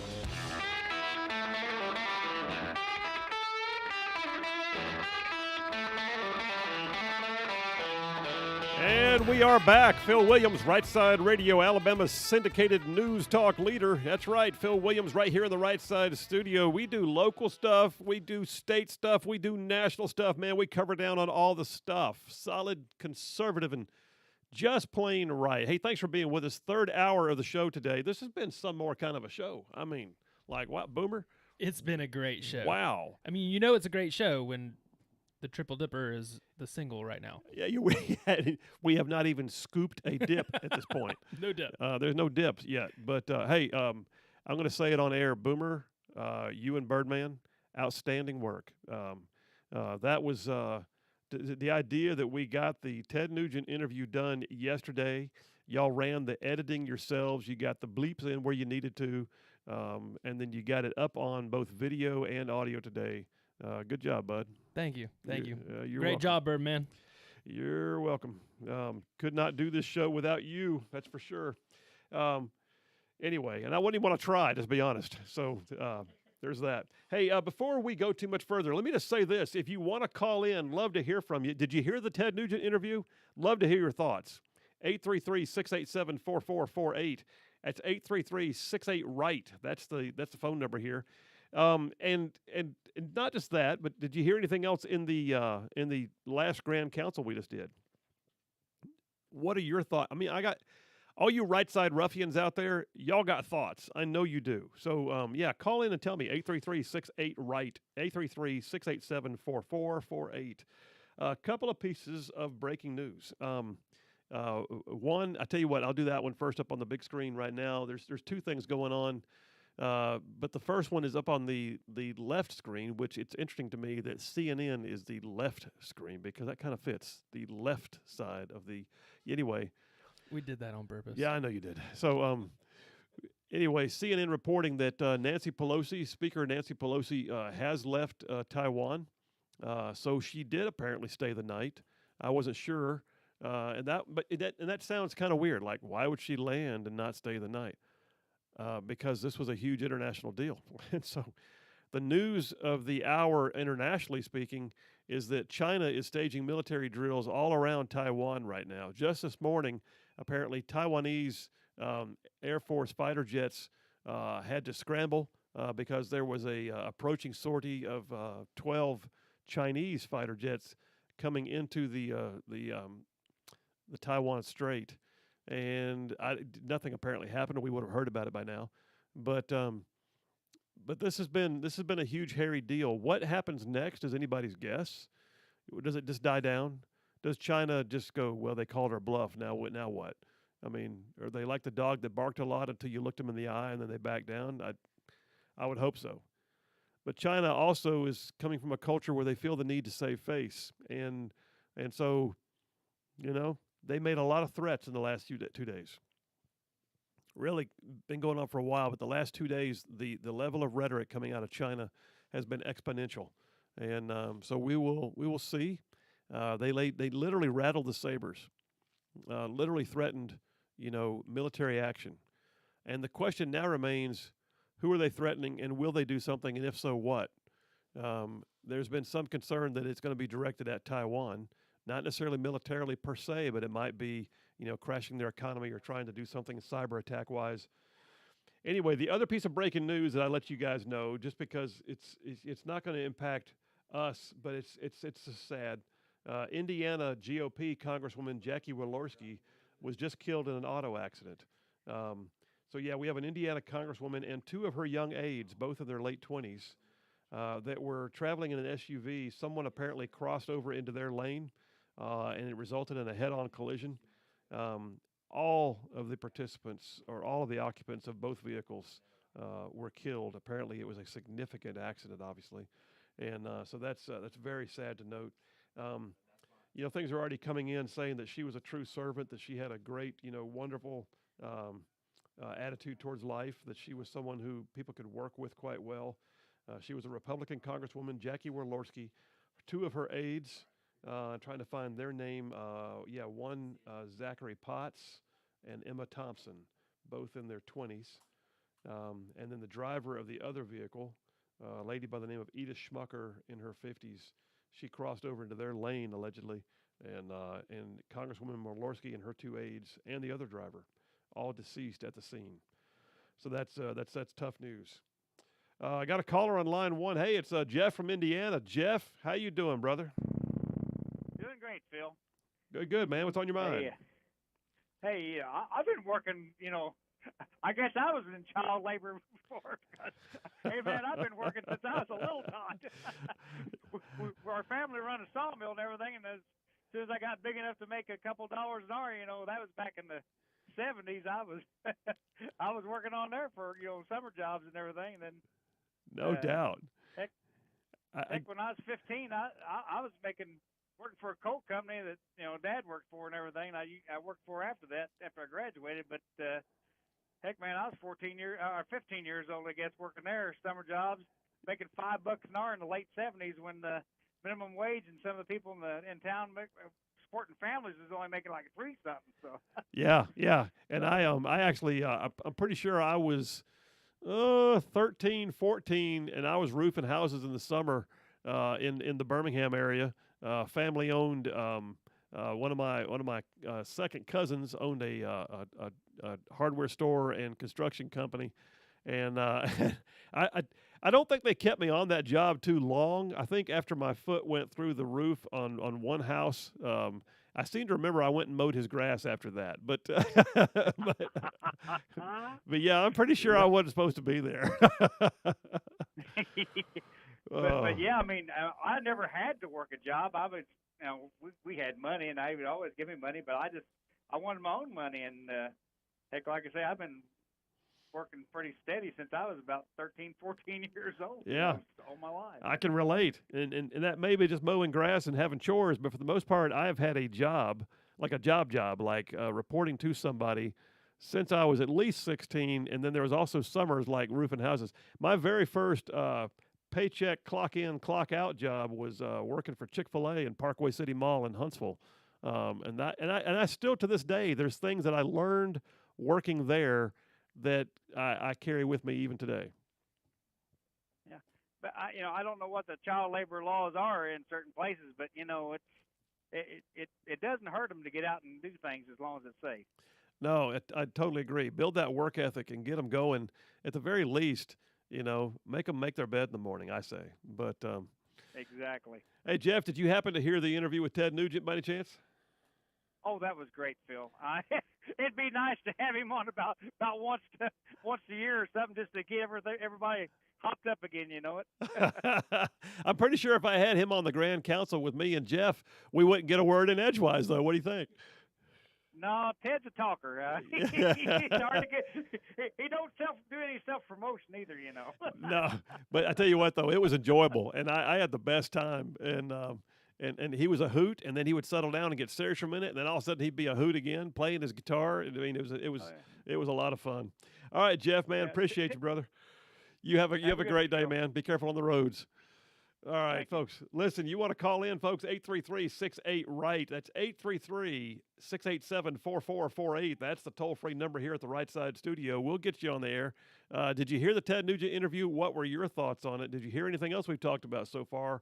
What are your thoughts on it? So when we come back from this break here in a couple minutes, I got to tell you, I got a whole triple dipper that I'm wondering how much I'm going to get done again, Boomer. But I'm going to go into the first one. I touched on this last week, but the story has expanded somewhat. And we're not the only state, by the way.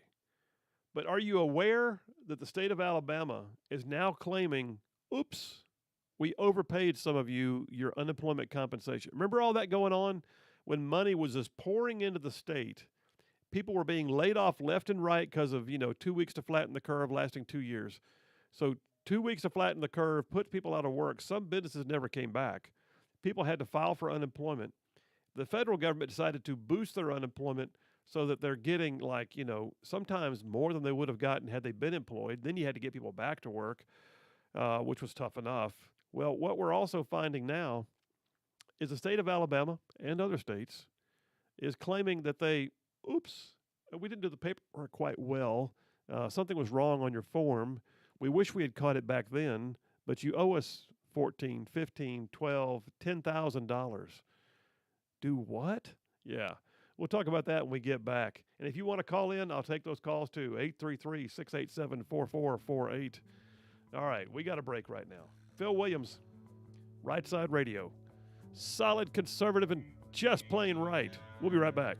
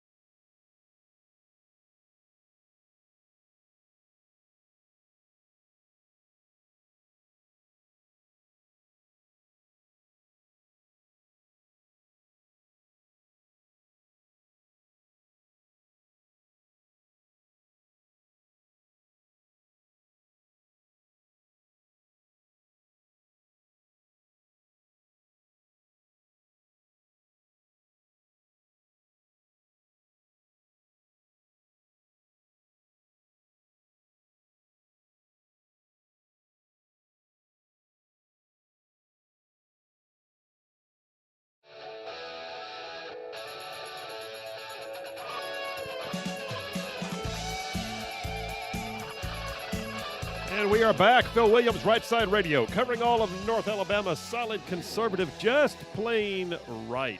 Boomer, you got a caller on the line? We do, don't we? All right, line one, Dan from Huntsville. Dan, how you doing, man?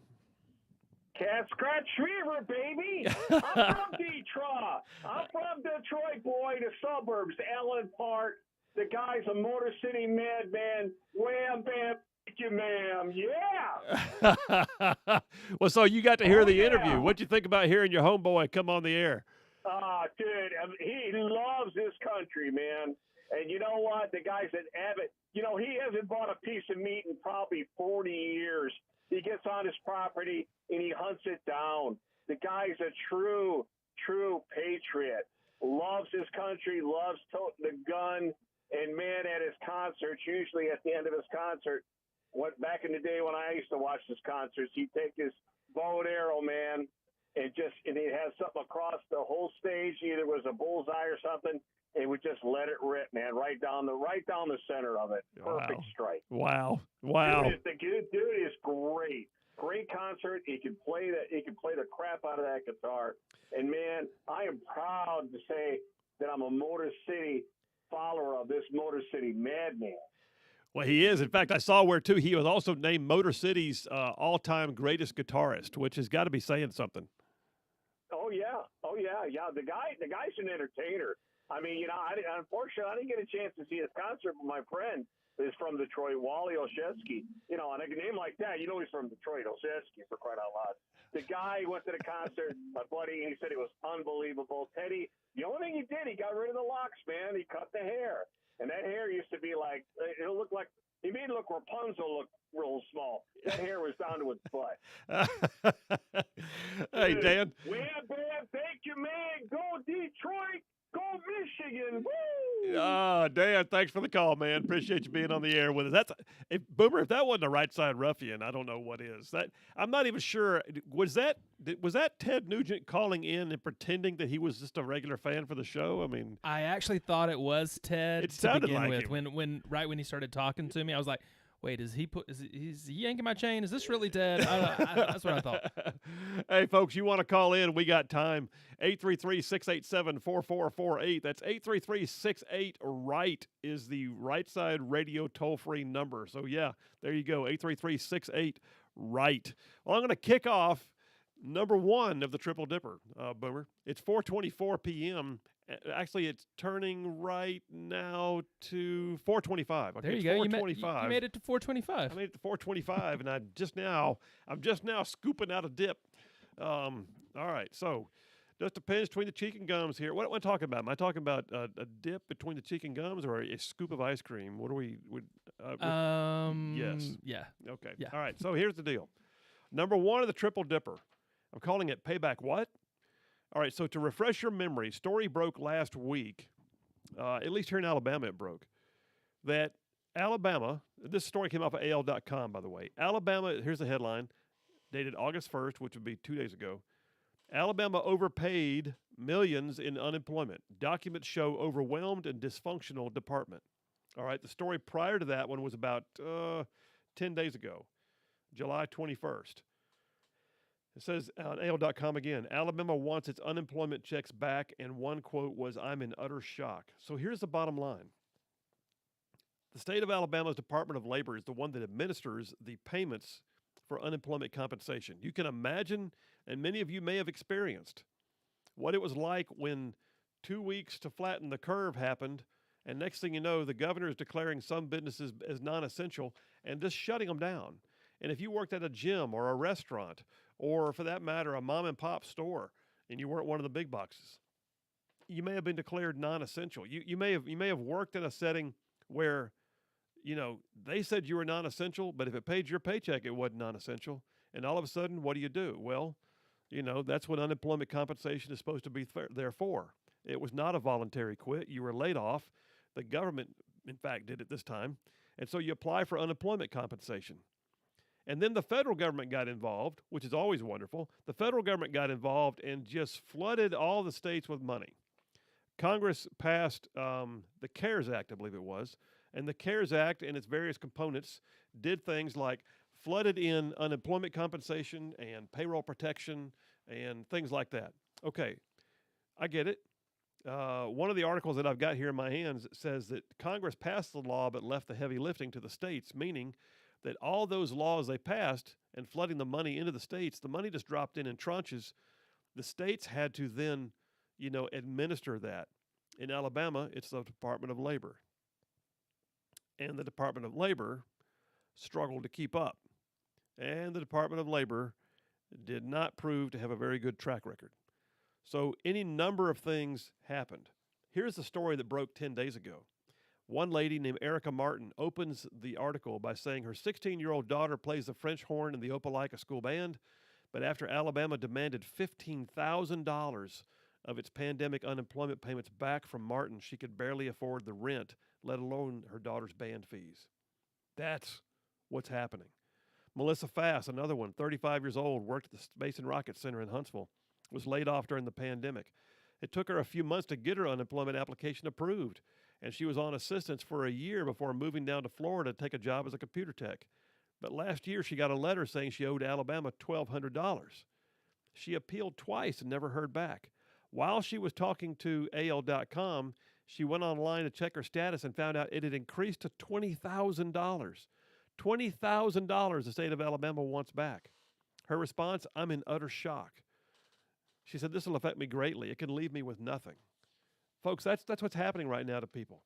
Alabama saw, according to this article, a 580% increase in claims between May of 2019 and May of 2020. And, with 1.4 million plus unemployment claims since April of 2020 being COVID related, yet 2 years later, there's still 12,000 more appeals that haven't even been heard yet, although they received something like, 80-something thousand appeals related to unemployment compensation. A lot of Alabamians, it says, don't know why their original unemployment was rejected after it was approved. In other words, what happened was they got the unemployment compensation, and then someone later looked at their paperwork and went, wait, that's not right. We can't do that.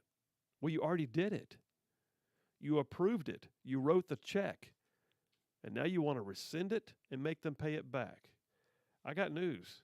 It doesn't work that way in the real world. Well, listen, we're going to take a break here, but I'm just telling you, there's more on the story. It got a little bit more robust. And I find out now by looking through things and getting research for the show that it also, by the way, is in multiple states.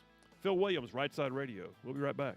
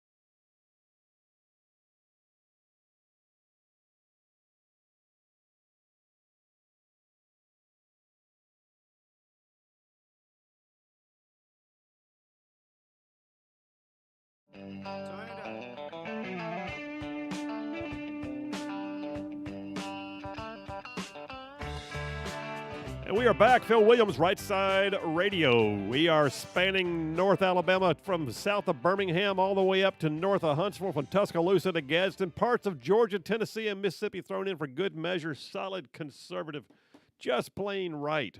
All right. Hey, listen, by the way, it's go home time, y'all, and I say that all the time. It is 4:35 p.m. Some of y'all are grabbing the car keys. Others of you are leaning forward in the chair, waiting for the whistle to blow. Some of y'all are on the road already. What are you doing for dinner? Here's another idea. What are you doing for breakfast on the way in tomorrow morning? Let me just suggest to you, Just Love Coffee Cafe. If you need a break during the day, if you need a lunch that's different than what you usually get, if you're tired of the regular old drive-through, let me just suggest to you, Just Love Coffee Cafe is an excellent place to hang out. 2 locations in our listening audience area. We've got one on Hughes Road in Madison going out towards City Hall. We got another on South Memorial Parkway in Huntsville near Whole Foods. I'm just saying, Just Love Coffee Cafe. Oh, they got great coffees. I mean, like Charlene calls them the treat coffees. You know, they got all the cappuccinos and the lattes and the espressos and cold and hot. But they've also got just amazing food. So let me just suggest to you things like, I don't know, maybe you're thinking, I want something different. How about, maybe you can even call it in, take it home to go, like the chicken quesadilla. Flour tortilla, grilled chicken, pepper jack cheese, tomatoes, peppers, onions, jalapenos, with a side of sour cream and salsa. Oh. Or the grilled Italian caprese. I hope I'm saying that right. The grilled Italian caprese. Mozzarella cheese, basil, pepper jack cheese, sliced tomatoes served on a sourdough bun, grilled in a waffle iron, with a side of balsamic vinaigrette, chips, and a pickle spear. Dang! All right, so Just Love Coffee Cafe. 2 locations. Hughes Road in Madison, South Memorial Parkway in Huntsville. And tell them you heard about it on Rightside Radio. I love it when they say, man, Phil, people keep coming in and saying they heard about it on the right side. Okay, good deal. That's the way it should be. All right, moving on. You want to call in? We got time. 833-687-4448. That is the Rightside toll-free number. How best do you remember that? I like the word version. 833-68-RIGHT. 833-68-RIGHT. Bit of Rightside trivia. I've said it a couple times. Phil, how'd you get that? 833-68-RIGHT. Well, we couldn't fit too much in terms of letters, so I was given options. And the 68 is because my vehicle for many years was my 68 Mustang. So 833-68-RIGHT. What are you doing, Boomer? I think that should be like a trivia question for a shirt one day, a few months down the road. Oh. Wouldn't that be a good one? That would be a good one. Yeah. Why is the number 68 right? Why was that chosen? Exactly. I think that'd be a good T-shirt giveaway question. Did I ever tell you the name of my Mustang? Oh, because we did name our cars. Right. A lot of times. You may need this. May need. I forgot what it was. I think you may have. It was Thunderfoot. Thunderfoot. And it had a name like that for a reason. And I probably shouldn't have been a 16-year-old driving a 68 Mustang with a bored-out 289 with hooker headers and Mallory Unilite distributor and Edelbrock aluminum intake with a Holly 600 sitting on top. I'm just saying it was named Thunderfoot for all the wrong reasons. But yep, that was my baby, my 68 Mustang. 833-68-RIGHT. Call in if you want to. Let me go back to the topic at hand. I'm in number 1 at 4:38 p.m. I'm in number 1 of the Triple Dipper. Okay. So Alabama is now saying the big oops. Oops, we overpaid all you people on $164 million. So story on AL.com advanced this week. Alabama overpaid millions in unemployment. Documents show overwhelmed dysfunctional department. So the ADOL, the Department of Labor, it says it experienced significant technological issues and staffing shortages that led to delays and dysfunction. Documents sent from the state to the U.S. Department of Labor show. All right. Statement from ADOL says just before the pandemic hit, budget constraints dictated reducing an already strained workforce. Within months of the ADOL staff reductions, the state mandated closures forced unprecedented claim loads. Yeah, they did. They went 500 some odd % increase in unemployment claims. Well, the problems, it says, according to AL.com's Sarah Weitz-Kadicik, says the problems at the department meant that Alabamians who got unemployment help and are being billed for millions of dollars in overpayments have largely been without the ability now to get a response to their appeal. So what happens is this: if you get denied unemployment, you're typically allowed an appeal, like, hey, you denied me for the wrong reasons. In this case, it's weird. These are overpayment appeals, meaning they got paid because they were approved, and then they changed their mind and said, oh, no, I'm sorry, we're having to reverse that. It's actually denied. Well, it's denied, but I've already spent the money. What do you? That's what I use to buy groceries. That's what I use to put diapers on my kids. That's what I use to, put gas in the car. Yeah, we need you to pay that back. What? So we're looking at right now. It says the department reported that it received but did not file. I'm not sure what that means. 86,000 appeal requests. As of June 3rd of this year, there were only 12,000 entered in the database pending a hearing. I think what that means is we're looking at upwards of 100,000 appeals, only 12,000 of which have even begun to be processed. That's how I interpret that. I could be wrong. But there's litigation ongoing about this. There's a liberal group out there called, I think it's Alabama Rise in this case, that has filed suit against the state. They sue the state for everything.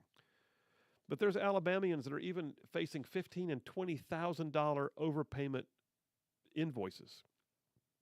And these are all like a result of, oftentimes it says small mistakes. I mean, stuff like applicants or the employers or even the department itself tick the wrong box or put the wrong age or forgot to state that they have dependents or whatever.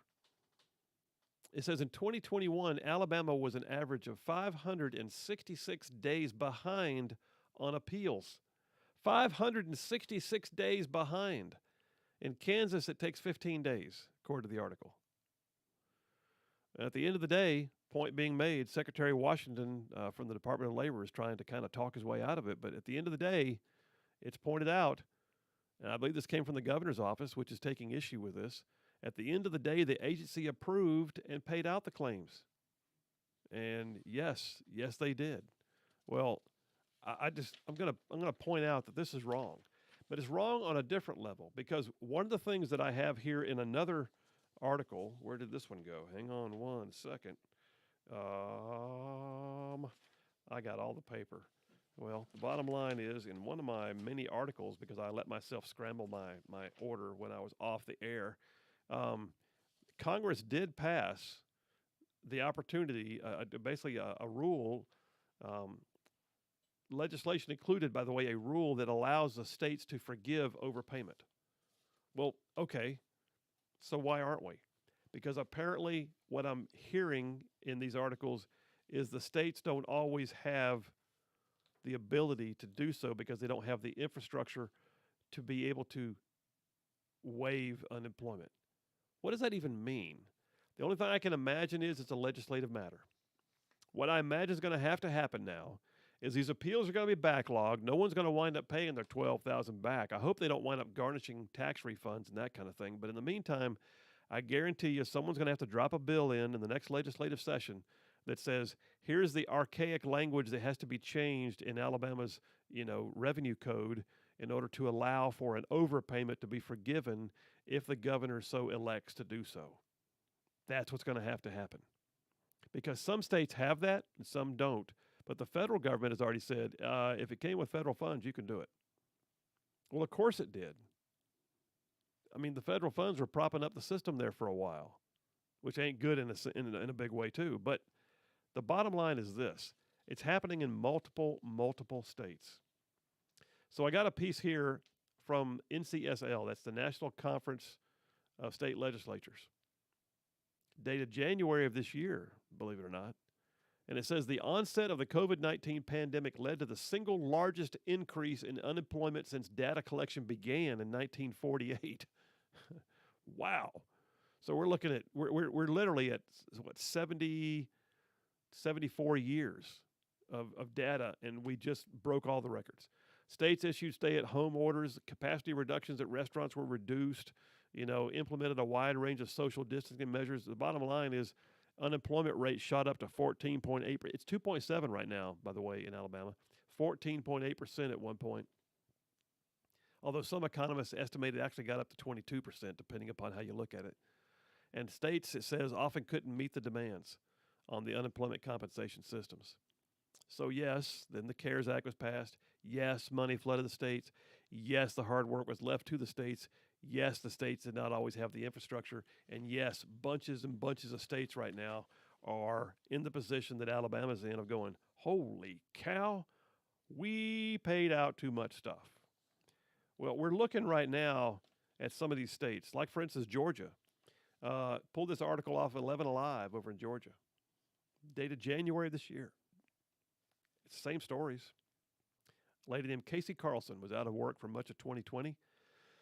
She was employed by the Rocket Farm restaurants. She was placed on furlough. Georgia Department of Labor paid her unemployment compensation. Now they say she owes $28,000. $28,000. She says, that's half my year's salary. I said, I can't live if I pay that back. I'm taken aback by the whole situation. It could be one misspelling, one misplaced digit, one ticked box that didn't go right, and they find it later and they revoke what they've already done. But when we get back from this break, let me tell you, a part of this was also fraud. Fraud was epic. Why? Because they lowered the standards. They lowered the standards on how they're going to do this. They lowered the standards on getting the payments out to people just to say they got them out. But when they did, they opened the floodgates for fraud nationwide. Billions of dollars are gone, and it's largely believed that a big chunk of that is because of fraud. All right, Boomer, move us to a break, brother. We'll go ahead and do that right now. It is 4:46 p.m. We're wrapping up the day. Is that Stranglehold? Oh, yeah. That's our Ted Nugent Stranglehold bump, which we now have on the show. Phil Williams, Rightside Radio. Solid conservative, just plain right. We'll be right back.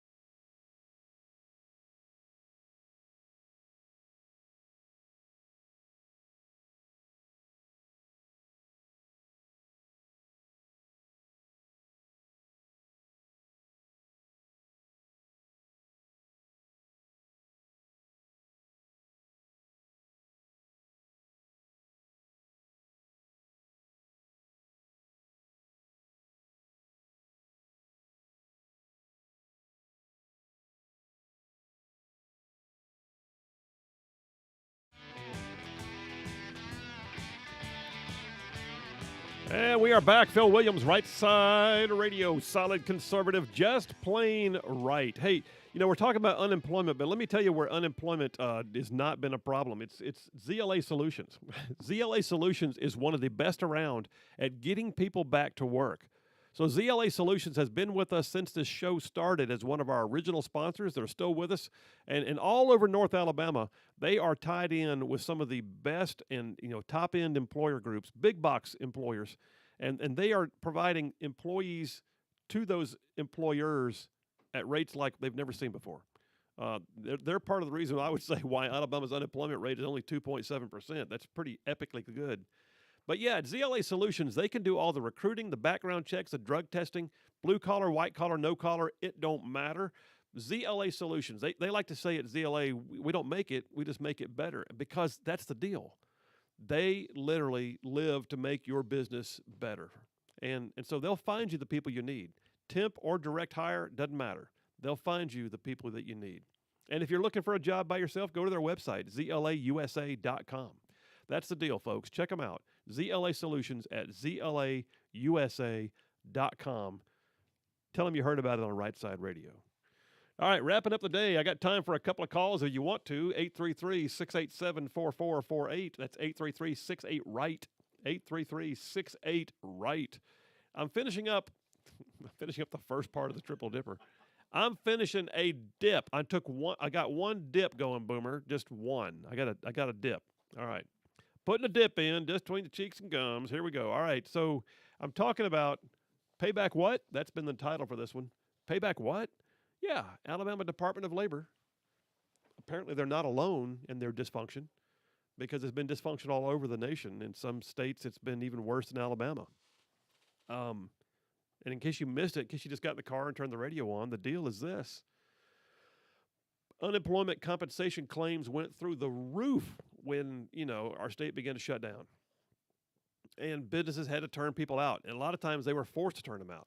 And then a lot of times, too, what happened was employees took unemployment compensation and realized they were making as much or more than they were when they were on the job, because the federal government was flooding us with money. And so all said and done, unemployment compensation claims went through the roof. Well, the standards also got lowered. When you had that many claims, they literally had to just start chugging money out. And they're just chugging money out. In Alabama, they have now decided they had something like $164 million in overpayments. In other words, those are payments that they feel like now they shouldn't have made. And what's the deal? They want them back. That's got to be the stupidest thing I have ever heard. Hey, that $20,000 we gave you 2 years ago? Yeah, we're going to need that back. It doesn't work that way. Well, here's a story off of NBC News. Pulled this one. It's dated April 6th. April 6th, it says epic. There's my word. I use that all the time. Charlene points out. You say epic all the time.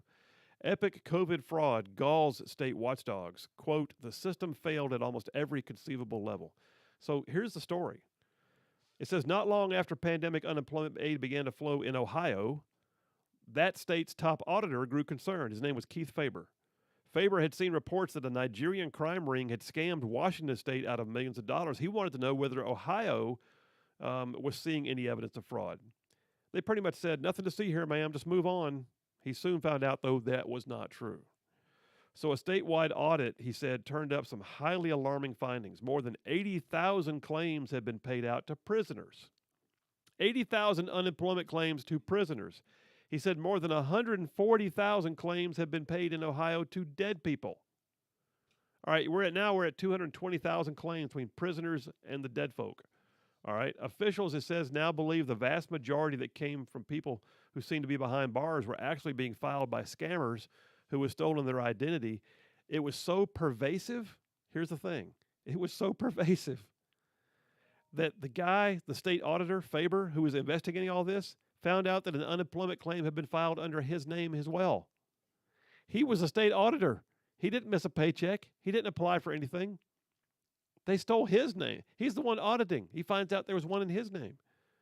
He says, when we got it, it shocked me. He said, everything on that application with my name on it was correct except for the bank account. In other words, they had all his data. Well, he went on to say interviews with dozens of people on the front lines, including 5 state auditors around the nation, shed new light on the poor planning and missed red flags that allowed scammers to plunder billions of dollars intended for people who lost their jobs. Faber says the system failed at almost every conceivable level. My sweet wife, Charlene, who keeps up with stuff like nobody's business, she just texted me a minute ago and said, and this is exactly why we don't need the government paying for everybody's health care.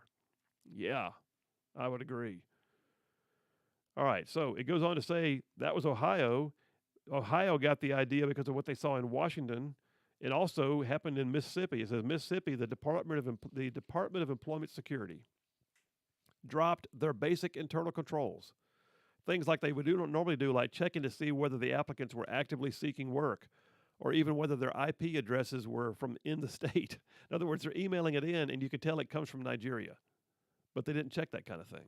They just started doling out money, doling it out.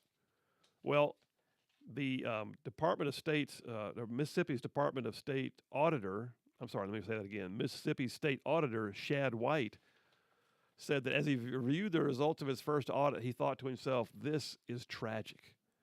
Well, it goes on and on and on.